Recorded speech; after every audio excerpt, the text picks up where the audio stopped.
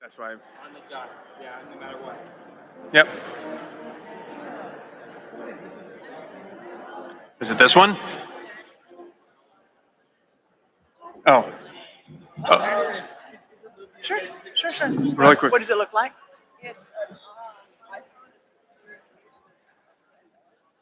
Well, do we want? Okay. And Could I have your attention, please? We're looking for an iPhone. It's in a clear case that is pale yellow. An iPhone in a clear case, pale yellow.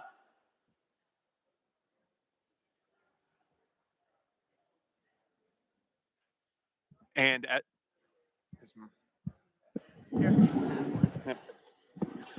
and as we said earlier, we're starting promptly at 1:30, so you have about a minute and a half to kind of get in, get settled.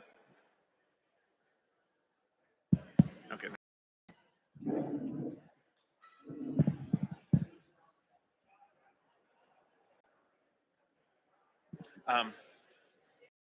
Sorry, but we have to start right away. Just letting you know, there's going to be a rush in about 30 seconds.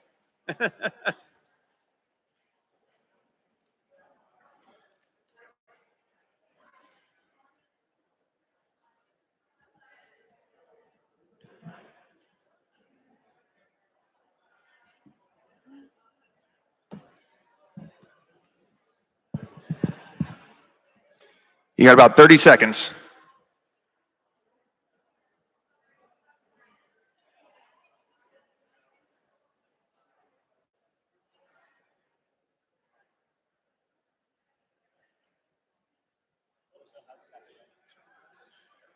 Sounds good.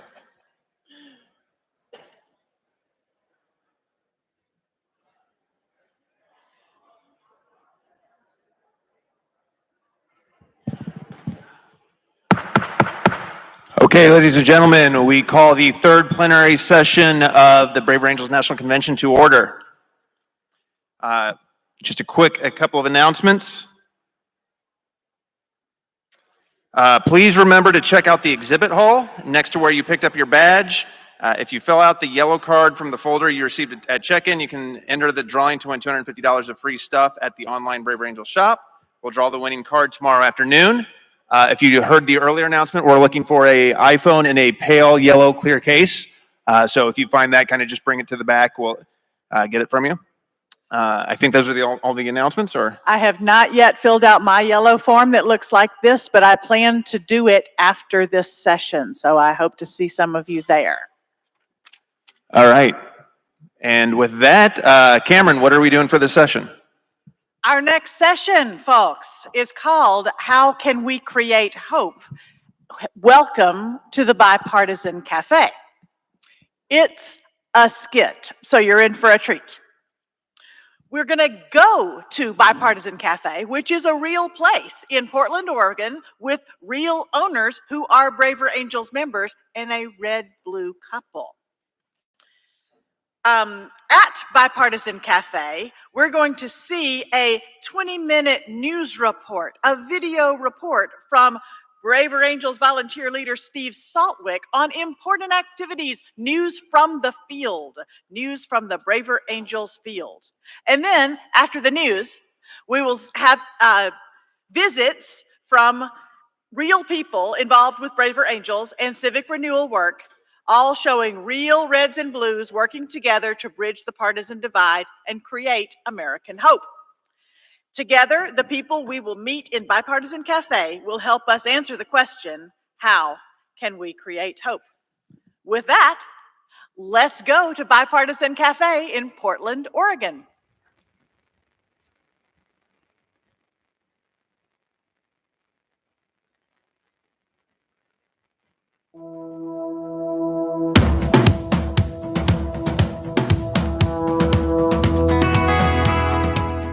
Welcome to Braver Angels TV.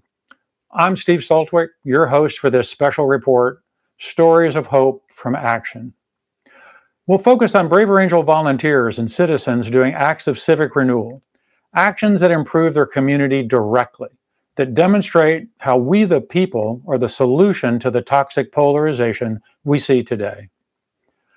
Let's set the stage. It's said that democracies die from suicide, not murder. Are we close to that? Many of our fellow citizens seem to believe it. Trust in the government is at an all-time low. According to Pew Research, less than 20% of Americans trust the government to do what is right.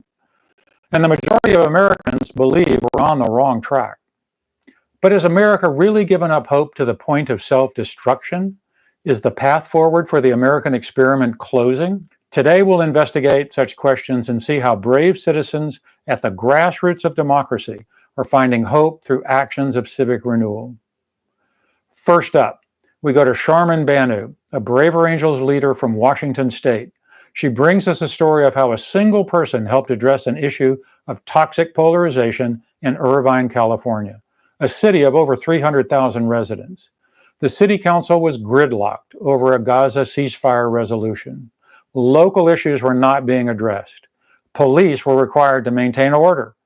That's when a braver citizen, Mary Thomas Valens, decided to take action with a letter-writing campaign to force a vote to break through the gridlock. Tell me about this problem where you decided to do something about it. Okay, so basically our city council meetings were flooded with people over the Mideast crisis. And the reason why this bothered me is I was a teacher in the district or in the community for 41 years. My classroom looked like a model United Nations, kids from all over the world, many faiths are practiced here, and it's been really pretty harmonious. So when I heard that our city council meetings needed police presence, I decided to attend and find out what was going on. So I decided to use Braver Angels' idea of curiosity. I went as a citizen, and the first thing I did was attend. And while people were lining up, waiting to get in, I went up and down and asked people why you were here. I just asked questions of curiosity. I didn't have an opinion about the issue so much as why there was so much anger in my community. It really hit me. Yes, we need to change the conversation, not about the Mideast, but what is the role of city government and what is happening in our community.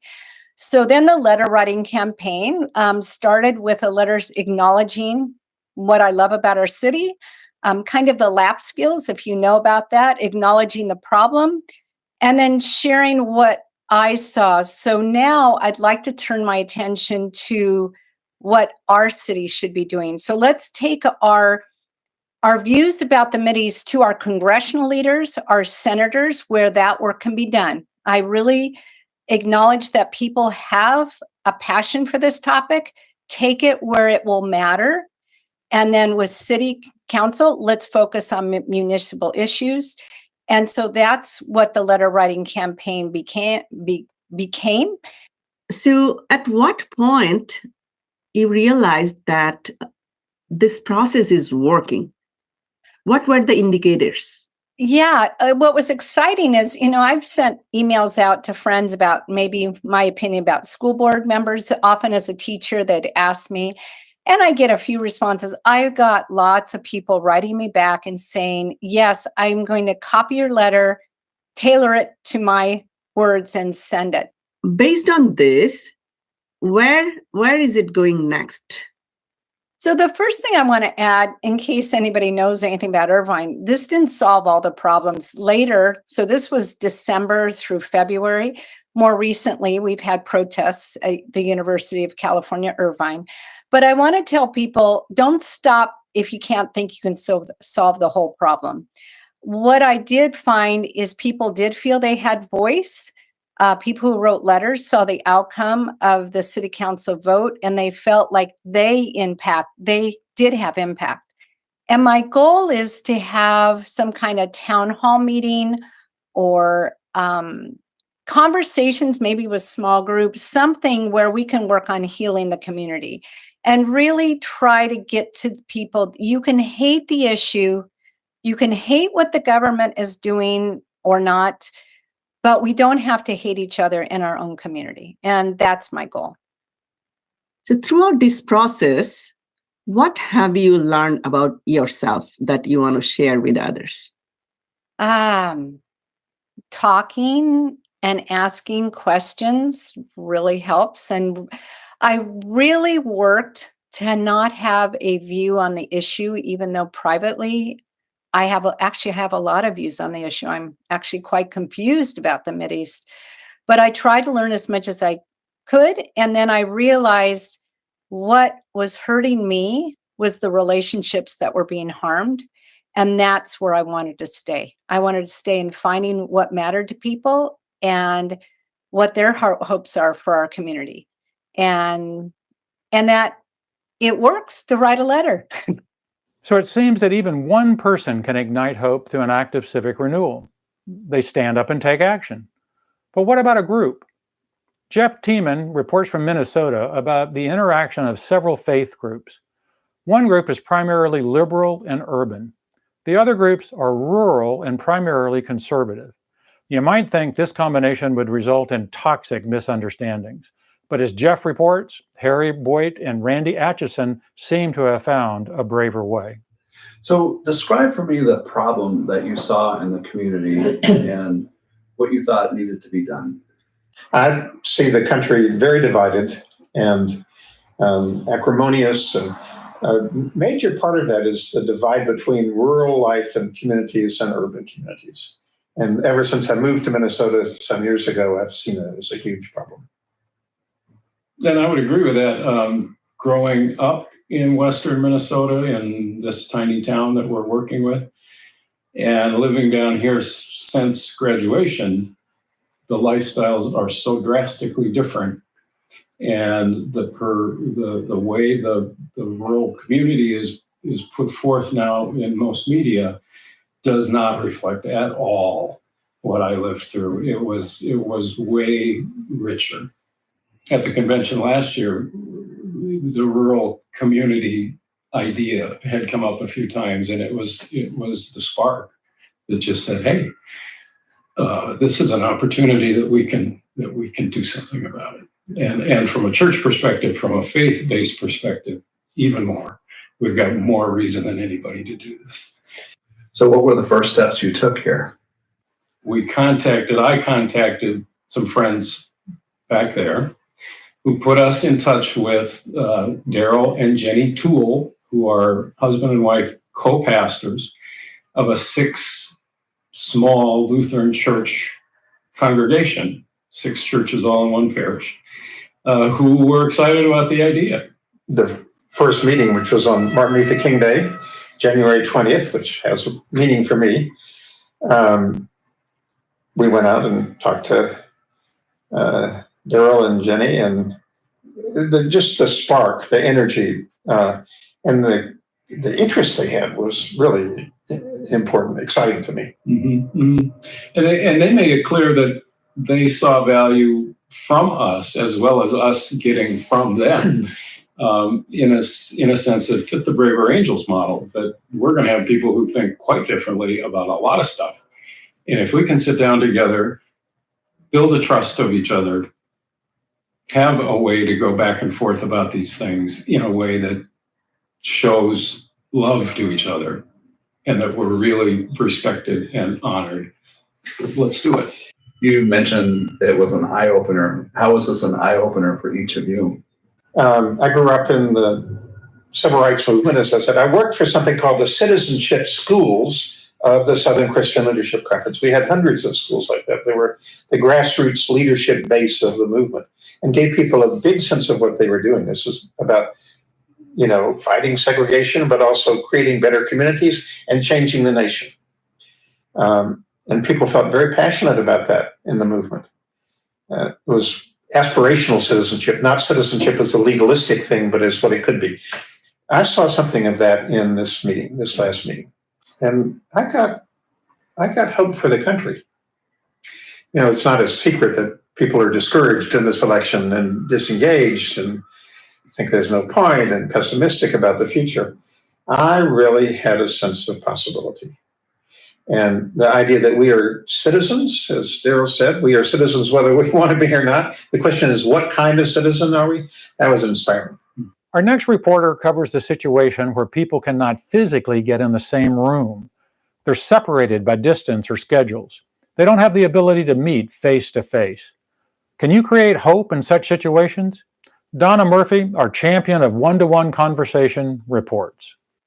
Braver Angels pairs people online across the country for 6 different types of one-to-one conversations that help us to bridge divides and to better understand each other.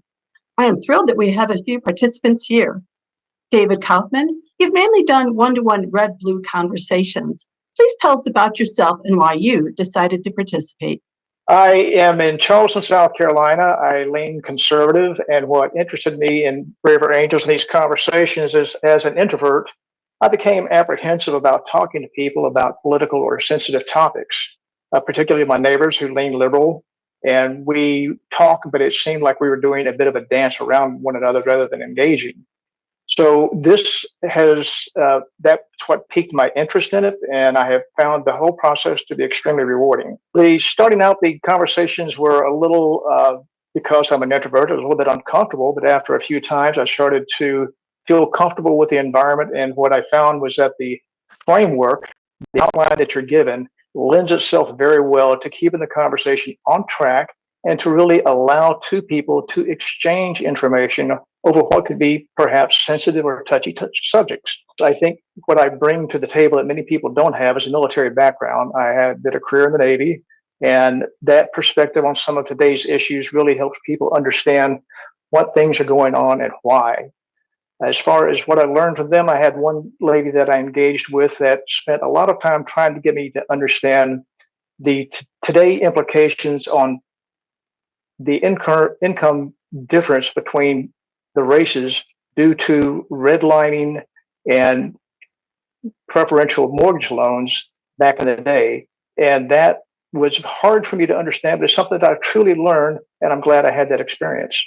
We also have Reverend Thompson. Please tell us about yourself and your experience with one-to-one conversations. So a little bit about myself. I am a first-generation American, and I embody a conflicting identity. My mom is Turkish and my dad is Kurdish. I was drawn particularly to the one-to-one conversation on Israel-Palestine, as this is a topic that is very personal to me, given my conflicting identity, and also having trouble navigating friendships across this divide. One-to-one conversation was a wonderful experience for me. It was exactly what I needed at a time where I was really struggling with understanding how people I care so deeply about can think so differently on a topic that is black and white, or appeared to be black and white, let's say, to me. I leave these conversations feeling confident and secure in my opinion, while also reminding myself to keep my stereotypes in checks when I meet people, and reminds me in the hope that we can find peaceful solutions. And if we unmask the way we see people through their opinions, that and open our ears, that peaceful solutions really are possible, and actually they are wanted by both sides. Participate in a Braver Angels one-to-one conversation, and keep an eye out for a new conversation between two people while walking their dogs. Our final segment is about a critical feature of generating hope from action: diversity. Where diversity is not just a code word for skin colors or political positions. Diversity of viewpoints is a norm of civic renewal. Studies are now showing that getting diverse viewpoints heard and considered improves the civic action and strengthens the support of the community. Our reporter, Stephanie Cryer of Michigan, shows the power of capturing viewpoint diversity in community voices and then ensuring those voices are heard and considered. Do you mind introducing yourself? Take a moment and just tell us about who you are and what your role was in the project for the annual report. My name is Beverly Horseman, and I am a volunteer state coordinator in Ohio. I had a wonderful opportunity to be part of the annual report creation for the first time for Braver Angels. So my name is David Joseph. I am the Michigan Blue Coordinator for Braver Angels. Gabby Timmons, who was formerly from the Michigan area, contacted me and said, hey, we're doing for the first time ever an annual report and we'd love for you to be on the committee. You have two chairpersons who are balanced with red and blue, which is very important for Braver Angels, is the balance. And then you pull together a group that is equally balanced of reds, blues, and independents, or purples, or others. And that's what I am in Ohio. I am an independent. And so I was able to bring that voice to the annual report project. Can you talk about some of the experiences that you had during this process and what may have been one of the biggest challenges you experienced? The most profound one for me was just seeing the power of a team where we got down into every person's viewpoint, but did it in the Braver Angels way, which was respectful, listening, acknowledging, and not letting anyone give up, but allowing each person to continue to bring their perspective. I remember what came to me was that I really got annoyed with how much time we were spending on these words because they were interchangeable to me from my purview, but different people in the group were really, they really had an issue with certain words like movement, just to an example. And so the learning for me was that, we teach this all the time about identifying your inner depolarizers. And right there, I identified my edge of intolerance, is that at a certain point, the words I thought was hindering the progress of the annual report. And so that was my epiphany moment where I realized that, I've been taught all my life that words have power. And so I had to challenge myself to get over myself, get over my hang up, and to stay in the room. And we eventually agreed on the language. It worked out very well. And I was just grateful for that experience. Can you tell us, how did you personally see the power of the diverse voices, not only heard, but considered as you were going through this process? There were 9 of us, and we had our perspectives as reds, as blues, and as purples. And we approached things differently, let alone our life experiences. The power of that was that our final product, which was the annual report, was so strong because of the diversity of the voices. I experienced the voices, the diversity heard and considered. I experienced it as a paradigm shift altogether because the intention of this annual report committee was to seek a diverse group. That's something that is not oftentimes, although it might be said in words, to go out and consciously seek a diverse group is not something that is oftentimes practiced. So for me, I experience it in any communities or any groups now. That has kind of become a new paradigm for me where I don't just go and seek the people that I know, but I go out and seek people with diverse opinions, like I said, across different political ideologies, culture, diversity of ideas. By starting with a wider net of ideas, values, experiences, I think it adds just to the overall product that you get, whether it's an annual report, whether it's an idea. And as we work in Braver Angels, hopefully is better legislation in the future at a federal, state, and local level. Just having more opinions, more people in the room heard and considered. These Braver Angel TV stories are focused on putting citizens, the grassroots of democracy, in the center of generating hope from action. We are the force that will change the country, from community to Congress. Many may say that America is near suicide, or at least a messy divorce. But that's only one side of the news. Our special report shows hope is not only possible, but achievable. One person, one group, one community can establish norms which will transform our country. Thanks again to all the volunteers who have participated in our program today, and all those who progress the mission of Braver Angels. This is Steve Saltwick at Braver Angels TV.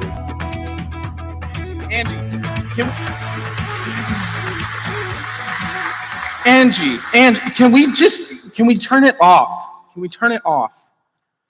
Ross, honey, what is the matter? You've been sulking all day.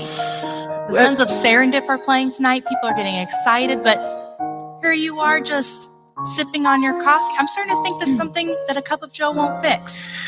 You're right, Angie. This is not going to fix it. I'm so sick of hearing all this crap about one-on-one conversations or workshops or debates. America is so divided. There's just no hope to bridge the partisan divide. Ross, sweetheart, do you know where you are? This is the Bipartisan Cafe. Ain't we ever tell you the story? Joshua. Yeah. Tell him the story. He's heard it. Tell him again.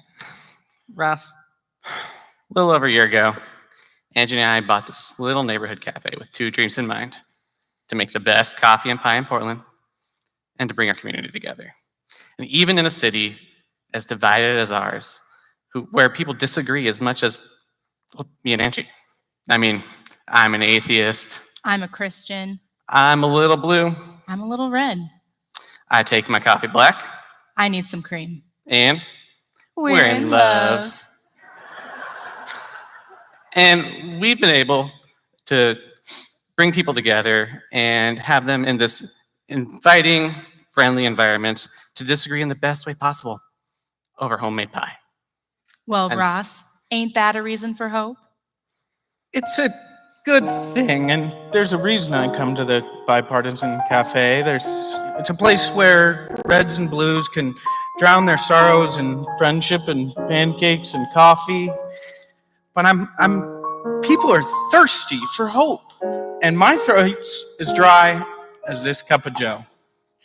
Don't complain about dry cups, Ross. It's up to you to ask for a refill. Stacy? It's been a long time. What brings you here? Hello, old friend. Why Sons of Serendip is playing tonight. Haven't you heard? It's the movement of hope. You might be here for hope. I'm just here for the pancakes. Joshua? Yep. Couple more. I think you've had enough. I'll tell you when I've had enough. There's more than pancakes at the Bipartisan Cafe, Ross, and more hope than what's on TV. You know my story. In a city divided by politics and train tracks, my friends and I wondered, how can we stay connected?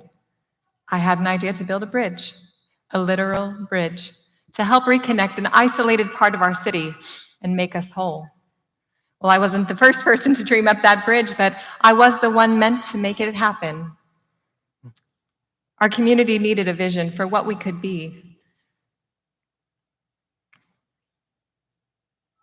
And now, as Mrs. Utah American, I'm helping to restore community and connection. Literally bridging divides. We're creating a belonging place, Ross. Doesn't that give you reason to hope? Doesn't that give you reason to believe?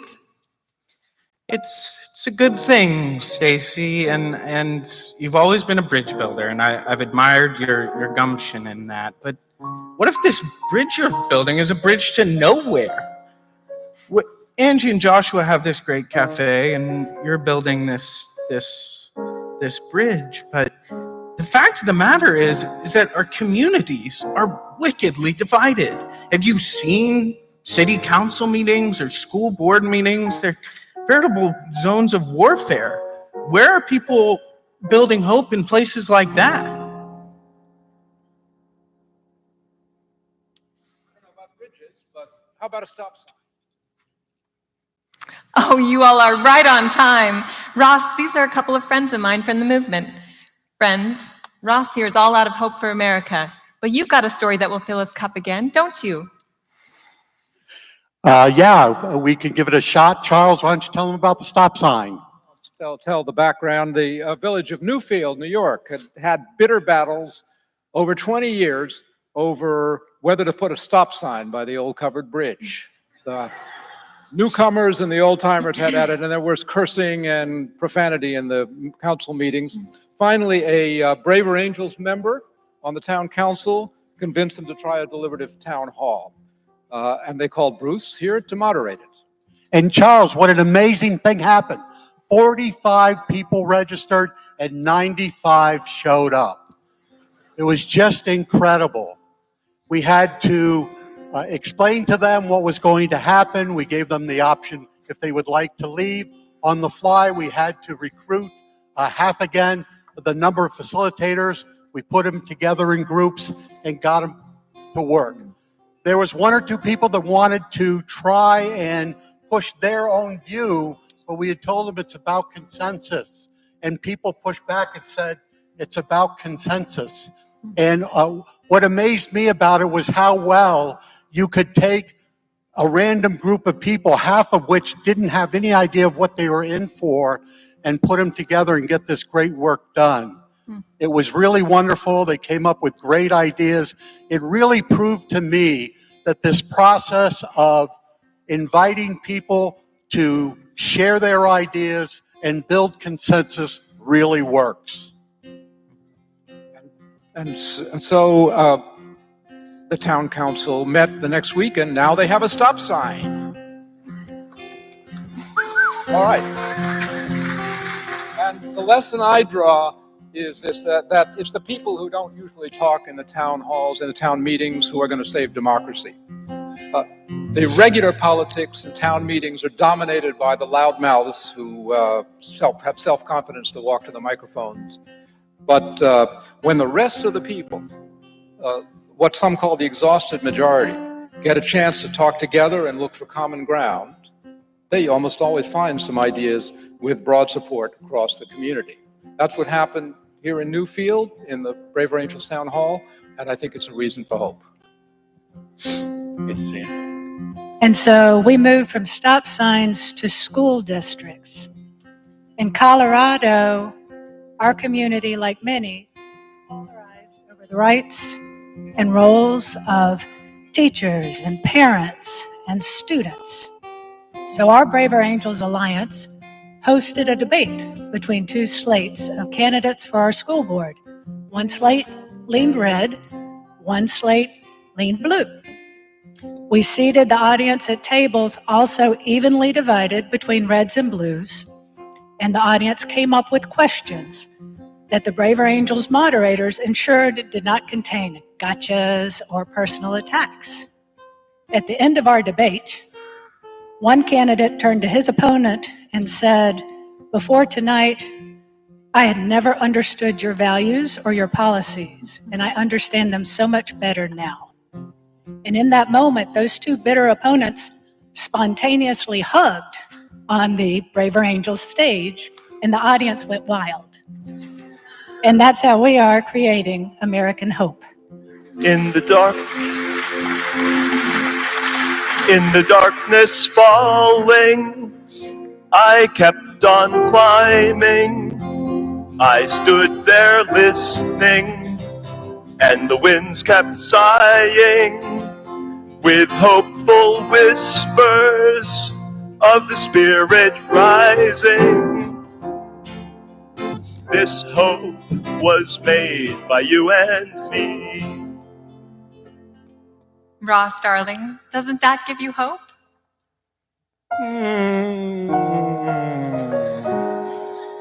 The key word in stop sign, actually, Stacy, is stop.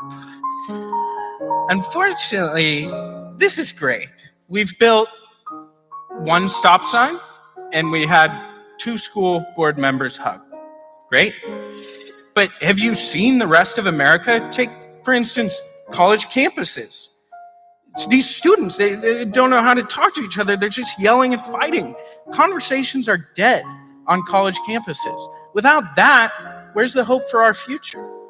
Conversations dead on campus? Well, that's news to me. Oh, Savannah, darling. Maybe you can give Ross the latest headline. Absolutely. They can try, but I wouldn't get your hopes up. Well, what a year, Savannah. It's been a fantastic year. Remember meeting each other for the first time at the convention last year in Gettysburg? I had such a fantastic time. Before that, I never knew I could have a good conversation with a conservative. Oh, I remember that event very well. I learned so much about Braver Angels and what they do. It gave me hope when I fell in love with their mission.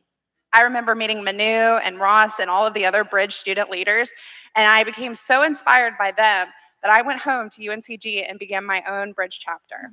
You know, before that convention, our friend and colleague Kayla told me about Braver Angels and the Barnes College Basin Discourse Fellowship opportunity. Oh yeah, I remember the first day of our fall semester when you came inside and told me that you had gotten that fellowship. That's right. And you told me about your new position as the president of the newly formed Bridge USA chapter on our campus. You started something great. Heck yeah, we did. I held over 20 campus discussions and one large event during my time as Bridge USA president. I loved your Bridge discussion, Savannah. And thanks to your effort and dedication as partners together, I was able to host 3 very successful Braver Angels debates, and both of us impacted hundreds of students across UNCG's campus, and we're just getting started. Okay, Matt. What's your best memory from when we were at UNCG together? Well, outside of impacting hundreds of students, we do have a story. Remember our friend Nikolai? Yeah. Well, Nikolai wanted to start an organization of his own to provide a space for conservative political views on campus. You know how UNCG has lots of those. Oh yeah, I remember that. So I helped him navigate the process, and he finally set up an interest meeting. But you know our friends at the Young Communist League who also attended our events? Oh yeah, I remember them. In fact, Nikolai and one of the members from the YCL were on the same side of a gun control debate. Oh yeah, they were. Well, I heard that the YCL was going to protest Nikolai's event. That's terrible. It is. So I called one of them. Remember our friend Christian? Oh yeah, what did he say? I asked him about that.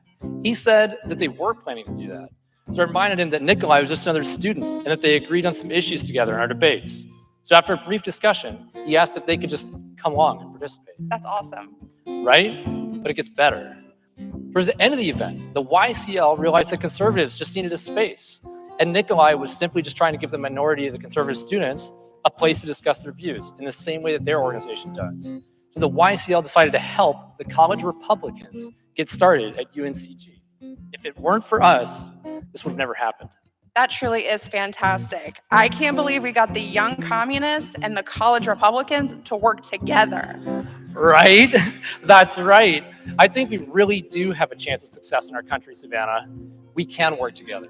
Well, I'm so sad that I've graduated now and I will be leaving both you and my Bridge chapter behind. Well, not completely, Savannah. We still need each other to run our new alliance.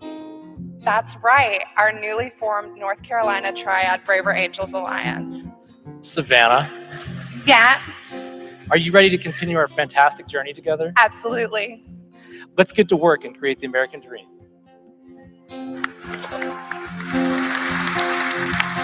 We were all so youthful, and our land was crying. We dreamed the future, we dared to find it. The hearts of the hardest were touched by fire. This dream was made by you and me. Ross, my dearest, desperate, despondent, dispirited Ross, do you feel any hope now? Al, I wouldn't want to say anything out of character. But be serious, Ross. I am being serious. There are a couple conversations on a college campus, a school board meeting or a city council meeting, but there is so much to do. Have you seen our state legislatures? People are fighting and nothing's getting done in the places where we're making our laws. Where's the hope in places like that?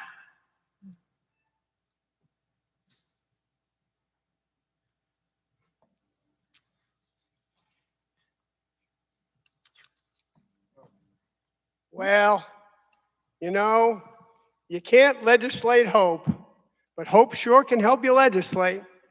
Now there's an entrance. There's an entrance, Ross, you old sourpuss. Let me introduce Doug Teschner and Alicia Gregg. If anybody's going to give you hope in state government, it's these two. Well, my name's Doug Teschner, and I'm a former Republican state legislator in New Hampshire, served 12 terms. And hey, Aren't you that Alicia Gregg, the the current state representative from New Hampshire I'm hearing about? Guilty as charged. Well, now wait a minute. Your name's Gregg. I mean, I served under Governor Gregg, and he was a Republican. I mean, how is it possible that you're a Democrat? Well, you're talking about Judd Gregg, I'm sure, but him and his father, Hugh Gregg, happened to be family members of my husband's family, his great uncle and his cousin. So yes, that is the family I'm proudly a part of, but I was married into. Oh, wow. So, you know, I know Braver Angels has been doing some workshops at New Hampshire legislature. And now I hear there's a Braver Angel-inspired caucus, the Granite Bridge Legislative Alliance.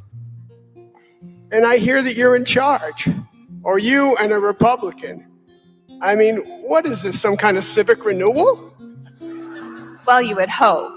There's a saying we have in New Hampshire, we do it the New Hampshire way, and that's different from any other place. We also have a lot of cooks in the kitchen with 400 legislators. There's no better place to try something like this, especially when our House is divided with only a difference of 7 seats. I knew getting into legislature that it was time to make a difference. People are exhausted from what's going on. And when it comes down to it, we all represent constituents that think differently from us. So hopefully by having this caucus, we can work together personally. So that way, when we have to work on difficult policy, we can do it better. It's called disagree better. I mean, really? I mean, why should Republicans talk to Democrats? I mean, we should just be vanquishing the other side. I mean, what's this all about? Well, this is that whole bravery thing. Sometimes it takes bravery to be a leader and say the establishment and how things have been done isn't how it needs to keep being done. It's time to make a difference. Well, okay. Maybe she's on to something. Maybe there's something hopeful for America here. You better believe it.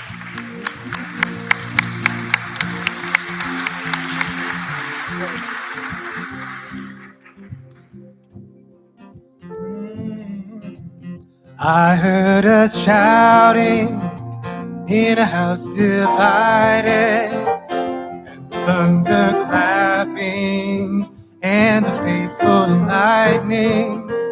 Then we all were laughing in a house united. This house was made by you and me. Don't you see, Ross?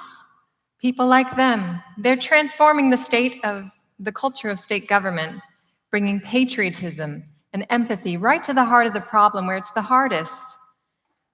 Surely you feel it now, Ross. Surely the music of hope is ringing in your ears. Something's ringing in my ears. But it's just this old song and I mean, this idea that politicians would even care about division and polarization. I mean, you know it as well as I. Those politicians, they answer to their major parties. Without anyone pushing the major parties forward, how is any of this going to happen? I mean, it just sounds like just one sour note after another. For notes, we only sing in harmony here at Bipartisan Cafe. Well, that's music to my ears. Ross, this is Troy Olson and Hank Linderman. They're not just cross-partisan divides, they're bridging race and region. Oh, listen to them, Ross. Hear their story. You can give it a shot. Is anybody all ears? Let me hear you say, yeah. My name's Hank Linderman. I'm the Democratic nominee for Congress in Kentucky's 2nd. This is a deep red district. I'm supported by the UAW, and so primarily I am pro-labor. That's the simple way to say it. Now, most of my neighbors in rural Kentucky are Trump supporters, but they will drop whatever they're doing if I need any help. And a lot of them tell me they vote for me. They've asked me not to use their names. And only one of them calls me a communist to my face. But we agree on a lot of things, and one of them is that neither one of our parties is doing a great job for the American people, that both of our parties need to change. And the thing I have realized is the only party I might be able to change is my own. The two changes that I am asking for in the Kentucky Democratic Party is that we return to being unequivocally the party of working people, and also that we return to rural Kentucky. Now, Professor Paul Krugman says that states with big cities like New York, they pay the taxes of states like mine, like Kentucky, and he's right. But I'd like to remind Professor Krugman, when he's in the city, every bite of food, every sip of water, every brick of every building, every pane of glass, every beam of wood or steel, and the energy to run all of that was extracted from places like Kentucky. So paying our taxes is a screaming bargain. So my campaign is about a lot more than winning a seat in Congress. I'm looking for ways to help other people run in impossible districts, to use their courage, their influence as candidates to change their parties and return their party to the grassroots. Thank you.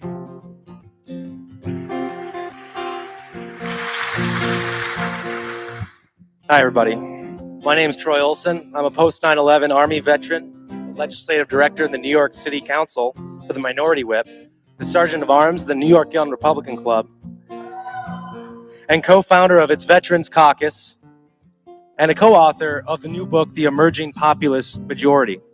In that book, we take a deep dive and tell a 100-year story about how things even got to this point, to make Americans understand how we got here and make a case for where we're going.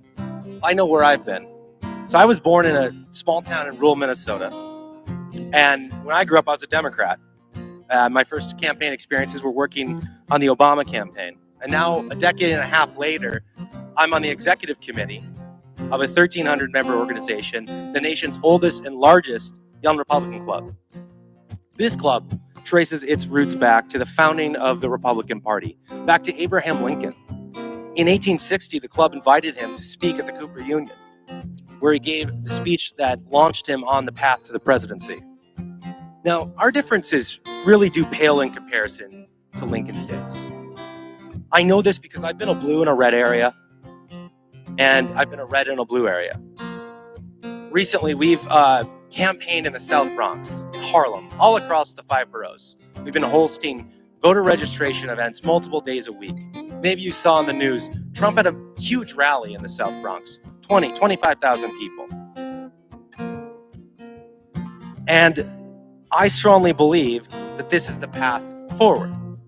Blues talking to reds in areas where reds dominate, and reds talking to blues in areas where blues dominate. That's the precise answer and the key to our civic and national renewal. This is the way we're going to bridge partisan divides across race, region, religion, and ideology. So we're not going to necessarily always agree. We may not agree on anything even. But that's not the point. We can come to a common understanding again of where everyone's coming from. We can get to know one another, build a social fabric again, champion free speech and civil debate. This is how we're building American hope.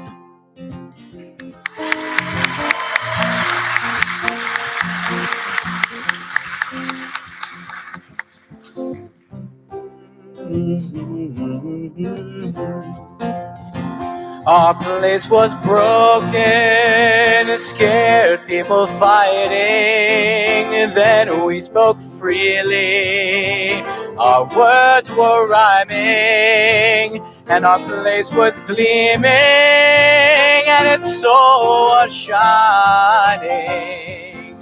This place was made by you and me. Thank you, Hank. Thank you, Troy. Ross, don't you see the good that they're doing? There's hope all around you, American hope. Open yourself up to it. Let it fill your cup again. Stacy. I guess if anyone could soften this heart of mine, it would be you, but maybe my cup isn't quite empty. Oh, tell me it isn't, Ross. Tell me it isn't. You mean he's not a lost cause after all? Okay, it's a long way from being half full. We've got some people working on the major parties in Kentucky and New York, and some college campus things, and, you know, a stop sign. But the reality, Stacy, is that there are so many issues where Americans are deeply, deeply divided on guns and healthcare and abortion and immigration. These issues are not bridgeable. Okay, you show me a red and blue pair who's working on immigration, maybe I can start to have some hope. Hey, is this the Bipartisan Cafe? Me and my friend Diego were talking about immigration. We wanted to get a beer. Of course you were. Oh, Jim, Diego, tell Ross your story. It's exactly what he needs to hear. Well, I've been working on immigration policy in Washington for about 29 years and 2 months, and some days and hours. And it's slightly contentious, and I'm a street fighter, pretty good at fighting on immigration. And what I found out over time is that a lot of other people are good at it too. And so we've all just fought each other to a draw over a period of decades. And if you've not noticed, things are slightly awry on immigration policy in this country. And so my good friend Courtney invited me to the Braver Angels convention a year ago. And I thought, well, maybe something new. So I came here and I was amazed that people were talking about working across party lines, across ideological lines. I thought maybe we've got something here. So in the time since, Braver Angels has hosted a bipartisan, multi-ideological national conference, kind of on the quiet, in Washington, in which we're talking now with people that we had only shouted at for decades. And I sat at that conference on June 2nd. I sat next to Diego, and his story is compelling. Thanks, James. Hi, everyone, and I'm excited to be here with all of you today. I work now as in the policy area on immigration as well. Specifically work with college and university presidents. I'm formerly undocumented. I was undocumented for over 14 years. I'm an immigrant from Argentina, and I'm a proud U.S. Citizen now. And thank you. Took a long time. I appreciate that. I've been doing this work similar to half of the time that you've been doing, 15 years.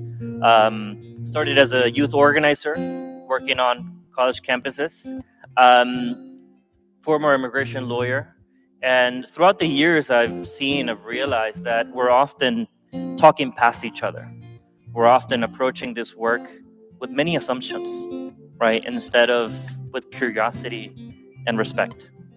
And in the work that we do, and the work that I do on a day-to-day basis, is to try and find that common ground, to try to have those conversations with folks that we may not agree with, right? And try and see if we can make some progress. And that's how we're building hope in America today.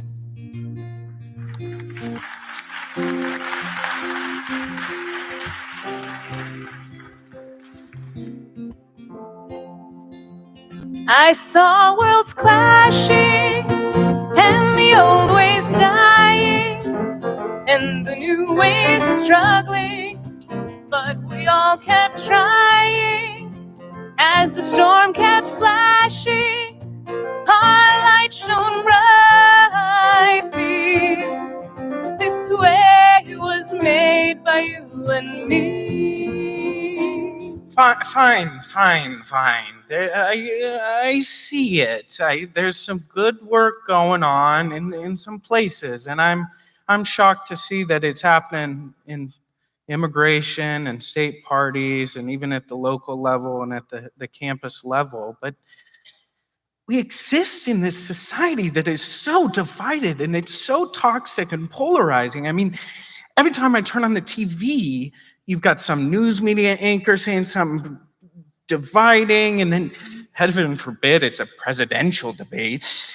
And I can't understand if even if all these great things are happening, we still exist in this culture that it divides us so much. So where's like the media, where's the music that's gonna bring America together? Ladies and gentlemen, the Bipartisan Cafe is thrilled to introduce Cordero and Micah of the Sons of Serendip.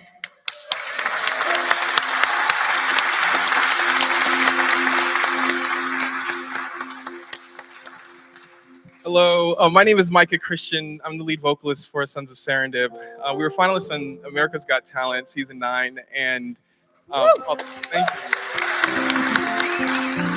And since then, we have been traveling all over this beautiful country, performing for all kinds of wonderful audiences whose life and background and experiences are very different from our own. And through that experience, I mean, we've been using music as a way to connect, not on the concept level, not as people as concepts, but as people as human beings with real stories on a genuine human level. And it's over the years has expanded our hearts, expanded our minds, completely changed our lives. And we are so grateful. And it has given us a deeper sense of the richness of the cultural and political landscape of America. And it has also given us a deeper sense of hope. And one thing about hope, choosing to hope is like lighting a candle on a dark road. It won't show you what lies too far ahead, but it casts just enough light for you to see your way out of the present darkness. And what's beautiful about this image is that when two or more come together with your candles of hope, you dispel more of the darkness, and you're able to see further ahead, and you become beacons for others to find their way. Choose hope.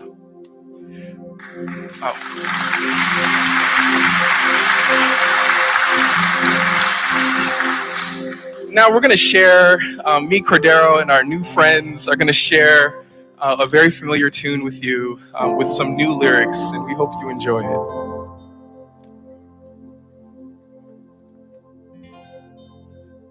This land is your land. This land is my land. From California to the New York Island, from the Redwood Forest to the Gulf Stream waters. This land was made for you and me. The darkness falling, I kept on climbing. I stood there listening, and the winds kept sighing with hopeful whispers of the spirit rising. This hope was made by you and me. We were all so young, one was crying. We dreamed the future, we dared to find it, and the hearts of the hardest were touched by fire. And the dream was made by you and me. I heard us shouting in a house divided, and the thunder clapping, and the faithful lightning. Then we all were laughing in a house united. Oh, this house was made by you and me. Woo! Scared people fighting, then we spoke freely, and our words were running, and our place was gleaming, and its soul was shining. This place was made by you and me. I saw worlds clashing, and the old ways dying, and the new ways struggling, but we all kept trying as the storm kept flashing. Our light shone brightly. Oh, this way was made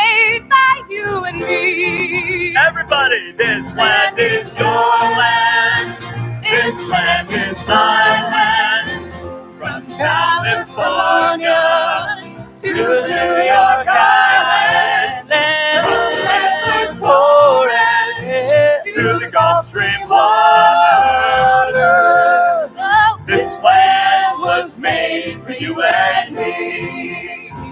As I went walking that ribbon of highway, I saw above me that endless skyway. I saw below me that golden valley. This land was made for you and me. As I roamed and rambled, and I followed my footsteps through the sparkling sands of earth, land, and deserts. Then all around me, one voice was sounding. This land was made for you and me. This land was made for you and me. This land was made for you and me.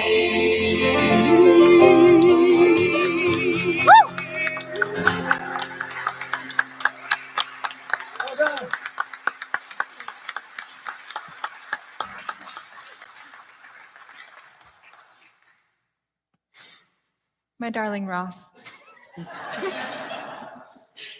Have we reached your heart, my old friend? You Have know, we showed you that there is hope for America?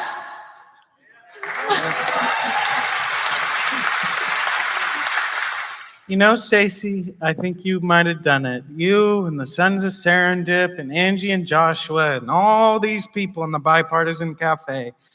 I think we may be able to do this thing, but I think I've got another problem now. What's that, Ross?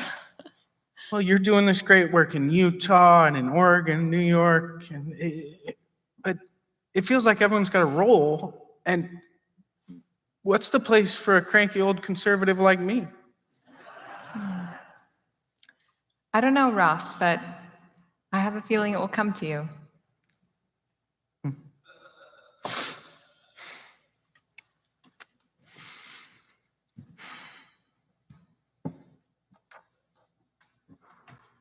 Oh no. Did I miss the show? Where is everybody? You did. In fact, it was honestly kind of a hope-filled affair. Well, that's odd for me to see, but that's a pity. That's exactly what I did not want to hear. Are you out of hope? No, not at all. There's this small organization I found somewhere called Bridge USA, and I was thinking about building a tiny chapter of it on our campus, bring to the Reds and Blues, but unfortunately, I need a partner. A partner? You wouldn't mind if he was a crotchety old conservative, would you? You're the only one left? Well, I hope he doesn't mind that I'm a bleeding heart liberal. Ross Irwin. Manu Meal. Manu, I think this is going to be the beginning of a beautiful friendship.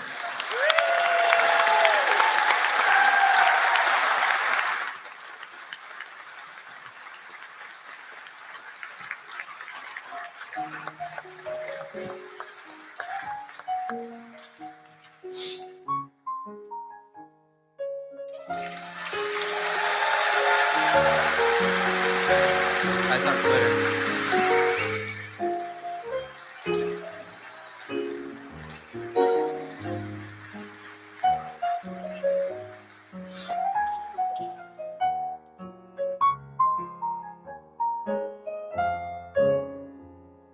Check. Yeah, Mike. Check. Hey, for those who don't know, the Bipartisan Cafe is a real place, and me and Angie are the real owners. Me and Angie are the real owners, and we bought that cafe, and we're using it to bridge the divides in our community, and we're using that space to build American hope in our little corner of the country.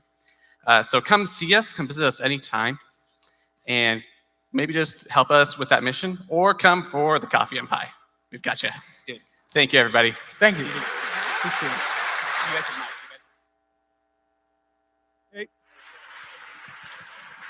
Okay, there we go. Okay, I need everyone to stay still. We still have some official business All right, so because we're not done yet. We have official business, and as the chair needs to recognize Barbara Farmer.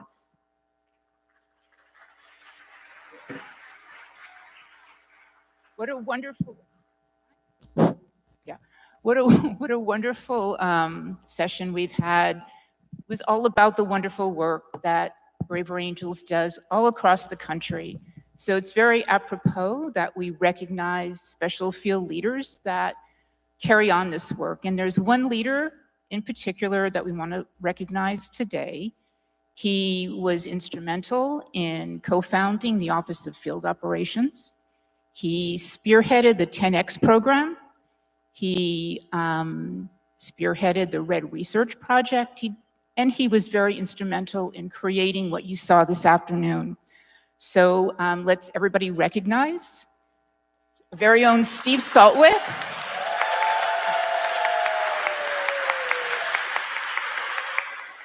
Can I speak now? All right. Well, thanks everybody.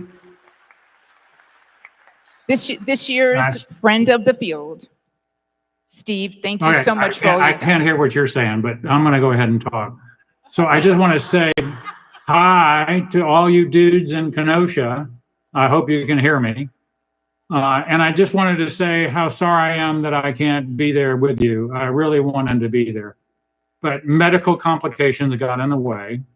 But my doctor tells me my cancer is at bay. So I fully plan on being at the next convention, and I fully plan on hosting the next National Field Call on July 22nd. So I want everybody to have a great event. I'm streaming it with you with hope and joy, and just glad to be able to participate from Austin, Texas. So back to you guys.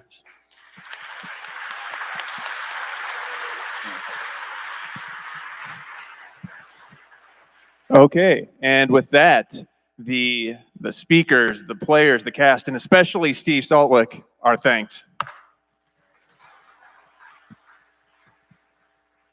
Okay, we do have some other official announcements. So, all right. So first of all, we want to remind you that the breakouts need to start on time. And for some, especially like the Common Ground workshops, they have to start on time. We cannot let people in after a certain point. So please arrive on time to all of your breakouts. After your breakout sessions, there are going to be special activities listed in your brochure that you can do and relax for a bit. Dinner will be at 6 p.m. And after that, there are 3 evening events to choose from at 7:30. As well as late night programming. That includes our talent show and a film screening starting at 9 p.m. And please remember to look for the email. I just wanted to make sure that the 3 evening activities were named. Oh, go for it, yeah. And one of them is the play that they've been working on as a devised theater production since the 23rd. People have been on campus working this up with the New York Theater Workshop, and the performance is tonight at 7:30? 7:30. In here, it's called Mind the Gap. That's out apropos, right? Okay, and then also remember to look for the email about posting something today on social media. The subject line is the email is, "Can you help us today?" So if you get a chance, look at your email and help us spread the word, especially of what you just heard. There's also been an email about voting for the platform and whether you want to ask for revisions or discussion, or whether you want to approve it as it is. I'm going to say for anybody over 50, I had a real trouble finding where you could actually vote. You need to scroll down below what's displayed to find the 2 choices that you can actually, and if you need help getting to that, I had to scroll on the outside. Ask somebody that's younger than you and they will help you. Yes, you have to scroll outside the window. Aside from that, hope to see you at the evening events, and I'll definitely be seeing you at 8:30 in the morning. We are now in recess.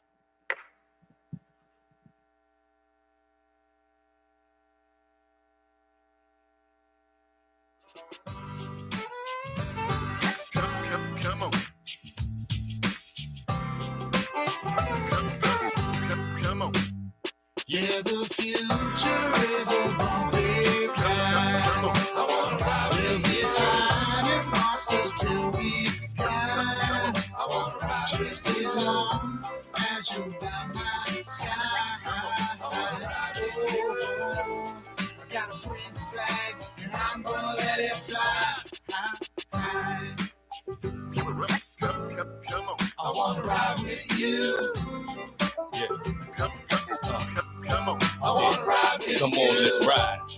I know I'm ready for the leap. Started out with a little, barely had a heat, but what we had kept a belly full of eats. Just a short slip away from being belly on the streets. Hard scramble over grits, jelly on the wheat. Unabashed with a drive to keep our family on our feet. Hard work raising youngins in the belly of the beast. To be sitting around the table getting ready for the feast. It wasn't easy and it wasn't alone, but we still got a long road to hoe on the road. So what gets sold gets the water to grow, and the sunlight to get the harvest ready to show. So it goes, that though whatever's served on the menu could react with situations that you've been through. We can still get through like we got through. We are not through, just know we got you. The future is a bumpy ride. I wanna ride with you. Fighting monsters till we die. I wanna ride just as long as you're by my side. Oh, I got a freedom flag and I'm gonna let it fly. Let it fly. Come on. I wanna ride with you. Come on. Let's ride. The creatures might be coming to get ya, but I'm here to slay monsters like Geralt the Witcher. And I'm here with ya, that's all she wrote. Tight like a fat couple caught up in coach for my bros and my blokes. Mamacitas y amigas, yes, all of my folks. If the whole world starts to go up in smoke, we're riding together and we're going for broke. But I'm trying to make sure that don't happen. Climb on this boat with me, ride with your captain. Maintain yourself in an orderly fashion. Calm and collected, but I still need your passion. This is a call to action, packed with exact facts. Building more bridges than you will with a hashtag. Big dog barking, send the fat cats running. Revolution coming now, ain't that something? The future is a bumpy ride. Come on. I wanna ride with you. Fighting monsters till we die. I wanna ride just as long as you're by my side. Oh, I got a freedom flag, I'm gonna let it fly. High, high. Come on. I wanna ride with you. Come on. I wanna ride with you. I wanna ride with you. Come on. I wanna ride with you.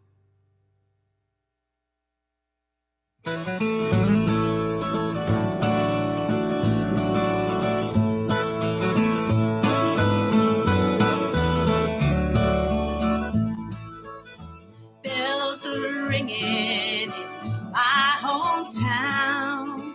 That's the signal, high water's coming down. We all got baptized, rich and poor. Shoulder to shoulder, we'll rebuild together. Hometown, hallelujah. Grandpa built those levees and dams. Now he's out here, shovel in his hand, clearing the field for the homecoming game. Come Friday night, we'll all be out there cheering. Hometown, hallelujah. Listen to the sound. Let the Spirit move ya. Light is shining through the clouds. Hometown, hallelujah.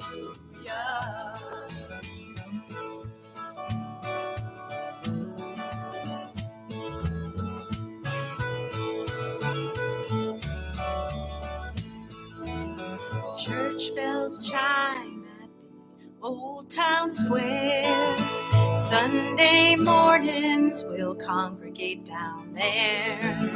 Stand together and offer up a prayer.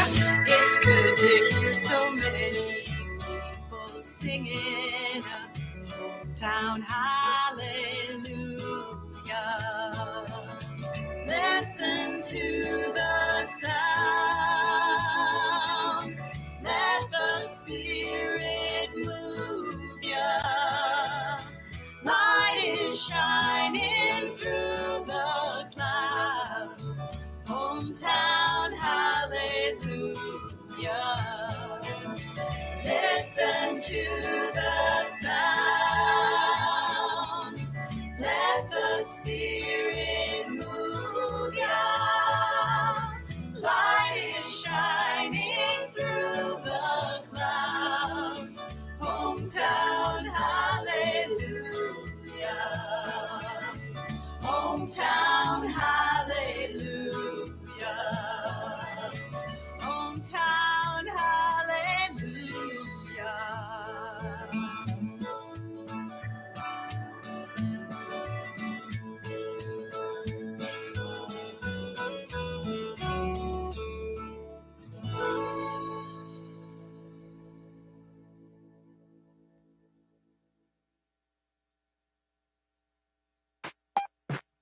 Come on. Come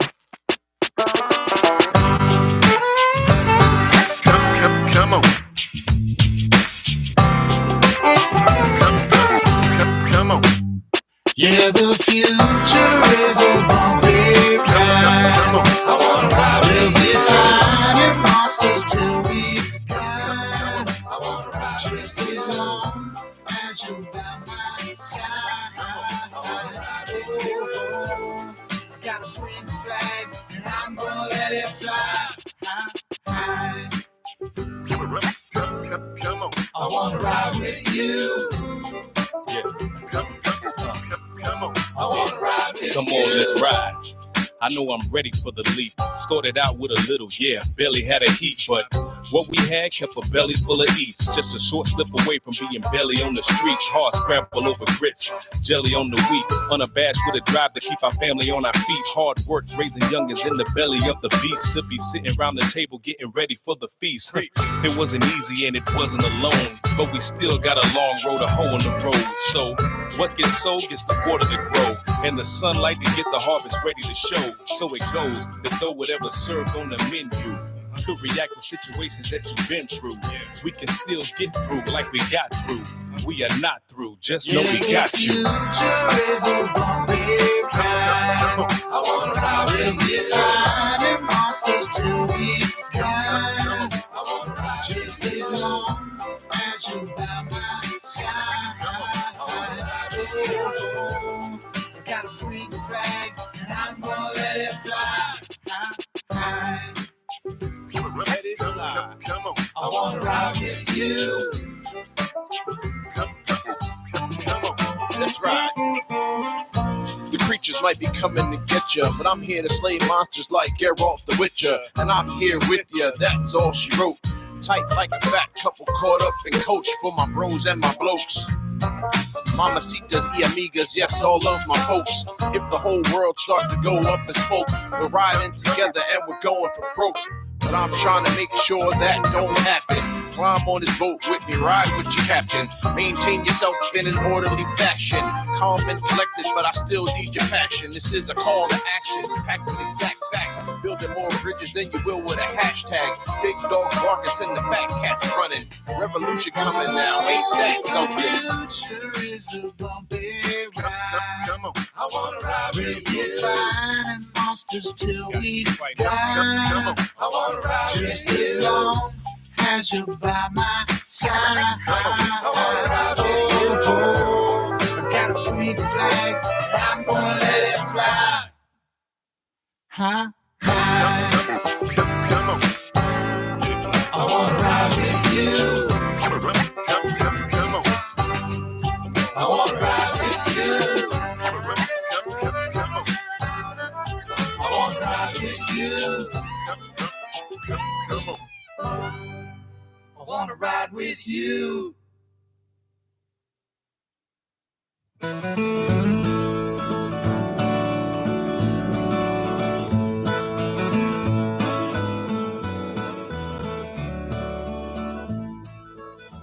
Bells are ringing in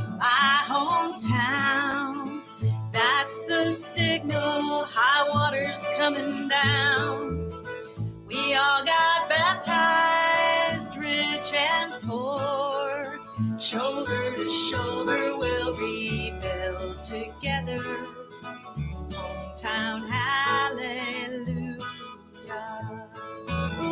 Grandpa built those levees and dams.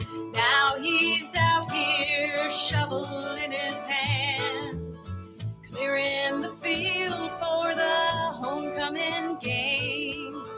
Come Friday night, we'll all be out there cheering. Hometown hallelujah. Listen to the sound. Let the Spirit move ya. Light is shining through the clouds. Hometown hallelujah.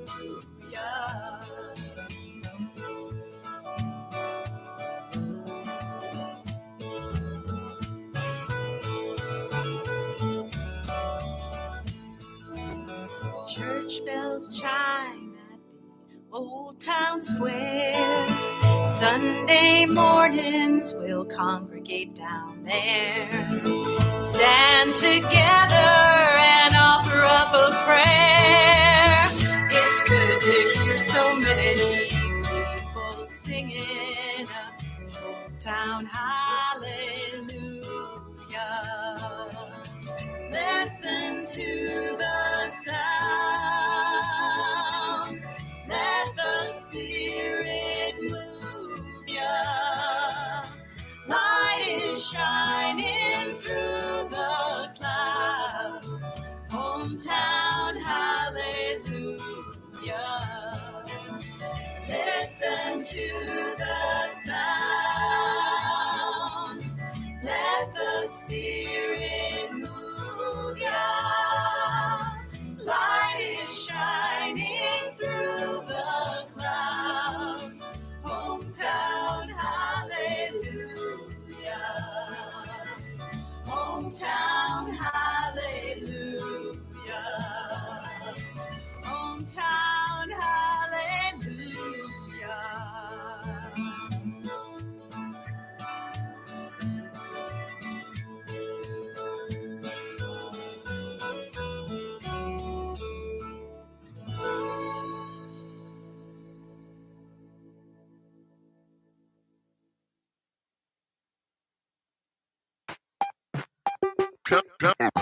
Come on. Come on. Come on. Yeah, the future is a bumpy ride. I wanna ride with you. Flying monsters till we die. I wanna ride just as long as you're by my side. I wanna ride with you. I got a free flag and I'm gonna let it fly. Come on. I wanna ride with you. Yeah. Come on. I wanna ride with you. Come on, let's ride. I know I'm ready for the leap. Started out with a little, yeah, barely had a heat, but what we had kept our bellies full of eats. Just a short slip away from being belly on the streets. Hard scramble over grits, jelly on the wheat. Unabashed with a drive to keep our family on our feet. Hard work raising youngins in the belly of the beast. To be sitting around the table getting ready for the feast. It wasn't easy and it wasn't alone, but we still got a long road, a hole in the road. So what gets sold gets the water to grow, and the sunlight to get the harvest ready to show. So it goes, to throw whatever served on the menu. To react with situations that you've been through. We can still get through like we got through. We are not through, just know we got you. The future is a bumpy ride. I wanna ride with you. Flying monsters till we die. I wanna ride just as long as you're by my side. I wanna ride with you. I got a free flag and I'm gonna let it fly. Let it fly. Come on. I wanna ride with you. Come on. Let's ride. The creatures might be coming to get ya, but I'm here to slay monsters like Geralt the Witcher. And I'm here with ya, that's all she wrote. Tight like a fat couple caught up in coach for my bros and my blokes. Mamacitas y amigas, yes, all of my folks. If the whole world starts to go up in smoke, we're riding together and we're going for broke. But I'm trying to make sure that don't happen. Climb on this boat with me, ride with your captain. Maintain yourself in an orderly fashion. Your passion. This is a call to action, packed with exact facts. Building more bridges than you will with a hashtag. Big dog barking, send the fat cats running. Revolution coming now, ain't that something? Future is a bumpy ride. Come on. I wanna ride with you. Fighting monsters till we die. I wanna ride just as long as you're by my side. I wanna ride with you. Oh, I got a freak flag. I'm gonna let it fly. High, high. I wanna ride with you.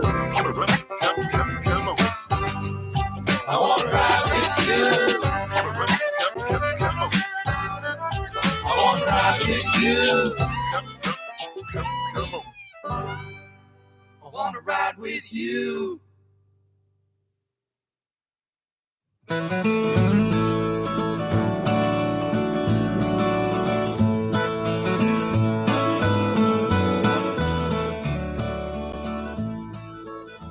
Bells are ringing in my hometown.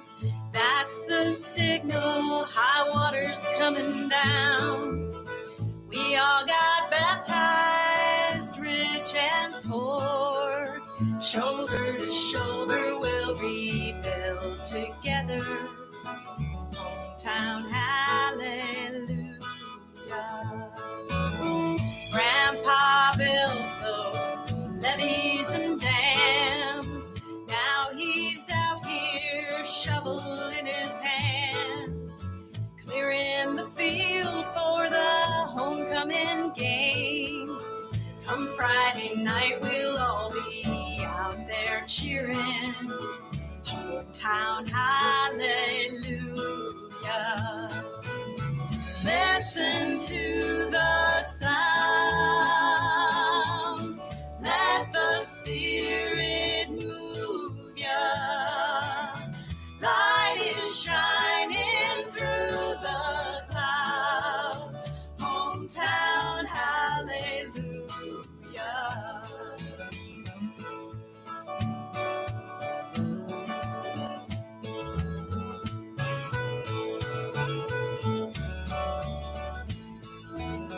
Church bells chime at the old town square. Sunday mornings we'll congregate down there. Stand together and offer up a prayer. It's good to hear so many people singing hometown, hallelujah. Listen to the sound. Let the Spirit move ya. Light is shining through the clouds. Hometown, hallelujah. Listen to the sound. Let the Spirit move ya. Light is shining through the clouds. Hometown, hallelujah. Hometown, hallelujah. Hometown,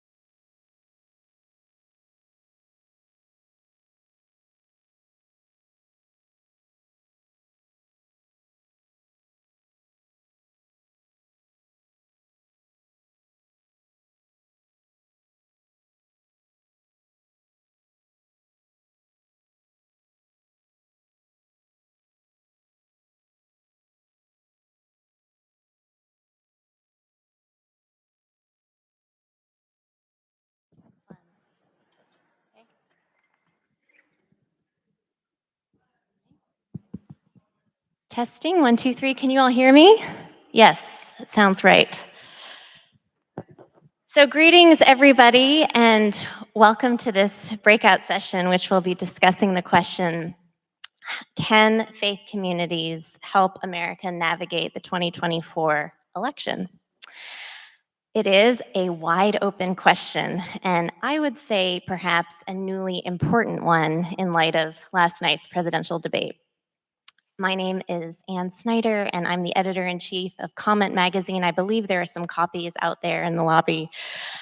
Comment is a journal created to try to galvanize imagination toward a thriving society with the warmth and light of what we call 2,000 years of Christian social thought. At a time when fear has proven unusually effective at organizing Americans' collective sense of chaos, whether we're talking about people of faith or those with feet planted firmly in the secular, Comment is making a bet on hope, not as a passive wish, but as an active vision. And the glue of a community, a different kind of community that needs to come together, serve one another, and rise up to display a different kind of story actually unfurling in our public life, despite what our national politics seems to suggest, despite what our national media outlets are focused on, despite the technologies and stresses that tempt all of us and our own worst angels to react and lash out at others. And hope today is what is on the table. It's no secret that religion and politics have crashed into one another in louder and ever more intense ways the last number of years. Whether we're talking about decisions made at some of the highest and most powerful courts in the land, sweeping cultural shifts around, say, gender and parental rights, the emphasis in the national history we're teaching or not teaching our children in public schools, the more explicit tides affirming varieties of Christian nationalism, the sort of American internalization of this conflict in the Middle East. And you just see in all of this and many, many more examples across left and right, when religion and politics mix, it's often explosive. And while people of sound mind and good faith can disagree responsibly on the precise nature of religion's more damaging role in sowing an atmosphere marked less by an openness to one's neighbors than a will to power, it is important, I think, to reckon with the very real ways in which we're all watching transcendent truth claims be manipulated in service of temporal desperation.